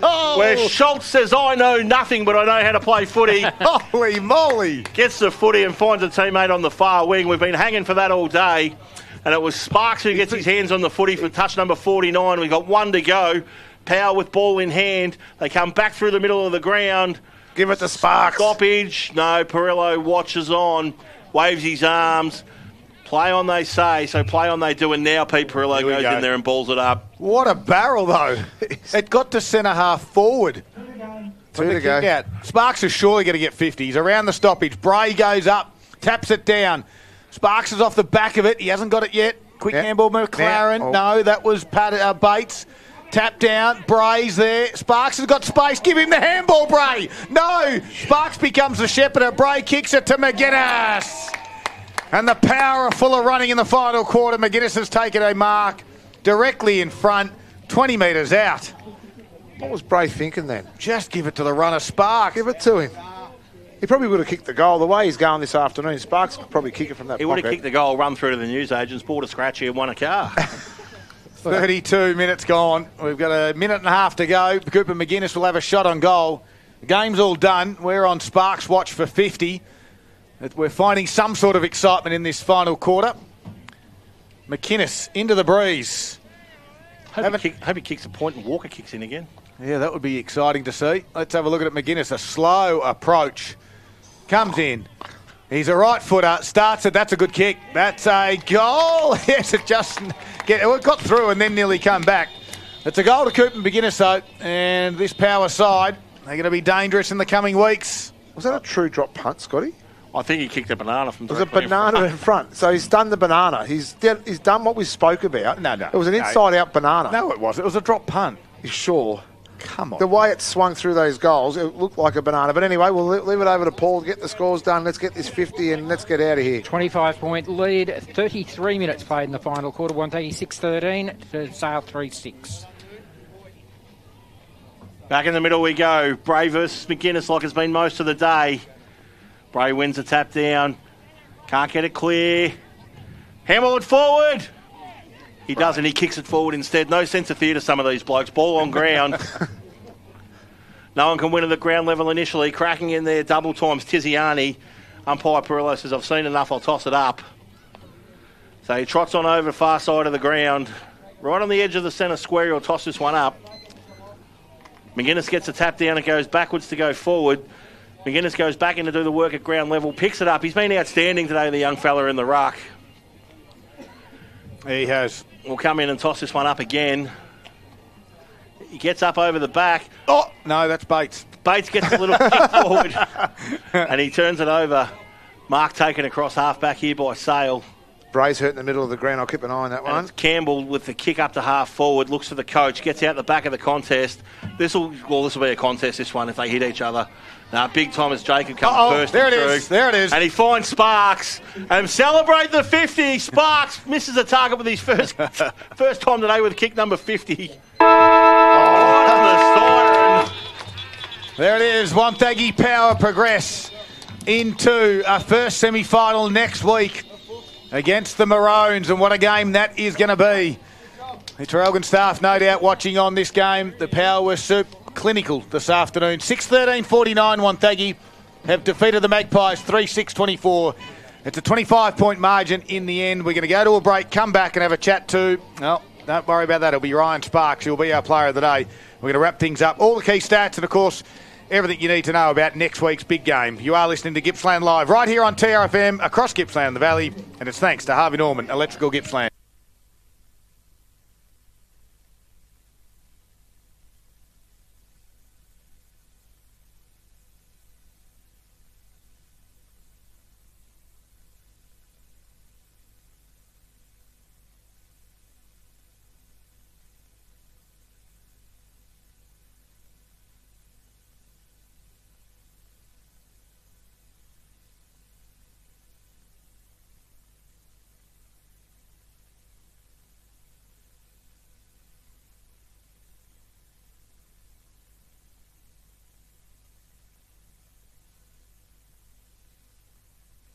It's time for this week's Gippsland League Top 5. Let's go.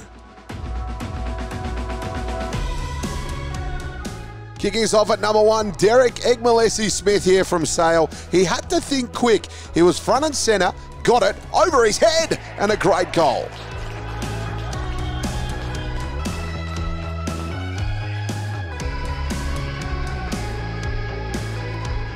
Number 2, this one's an absolute peach. Kay de Reuters here from Traralgon.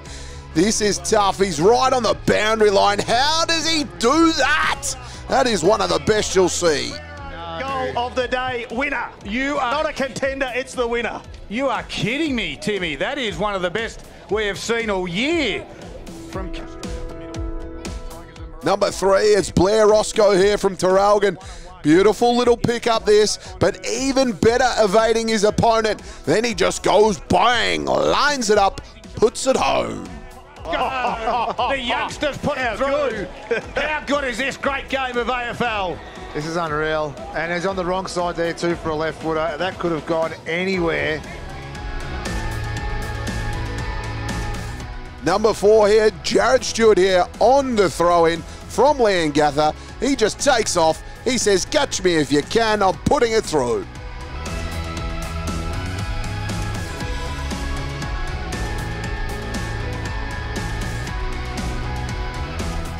Number 5, it's Liam Masters here from Moe. He just gets the hand pass right on the paint at 50, bangs it home.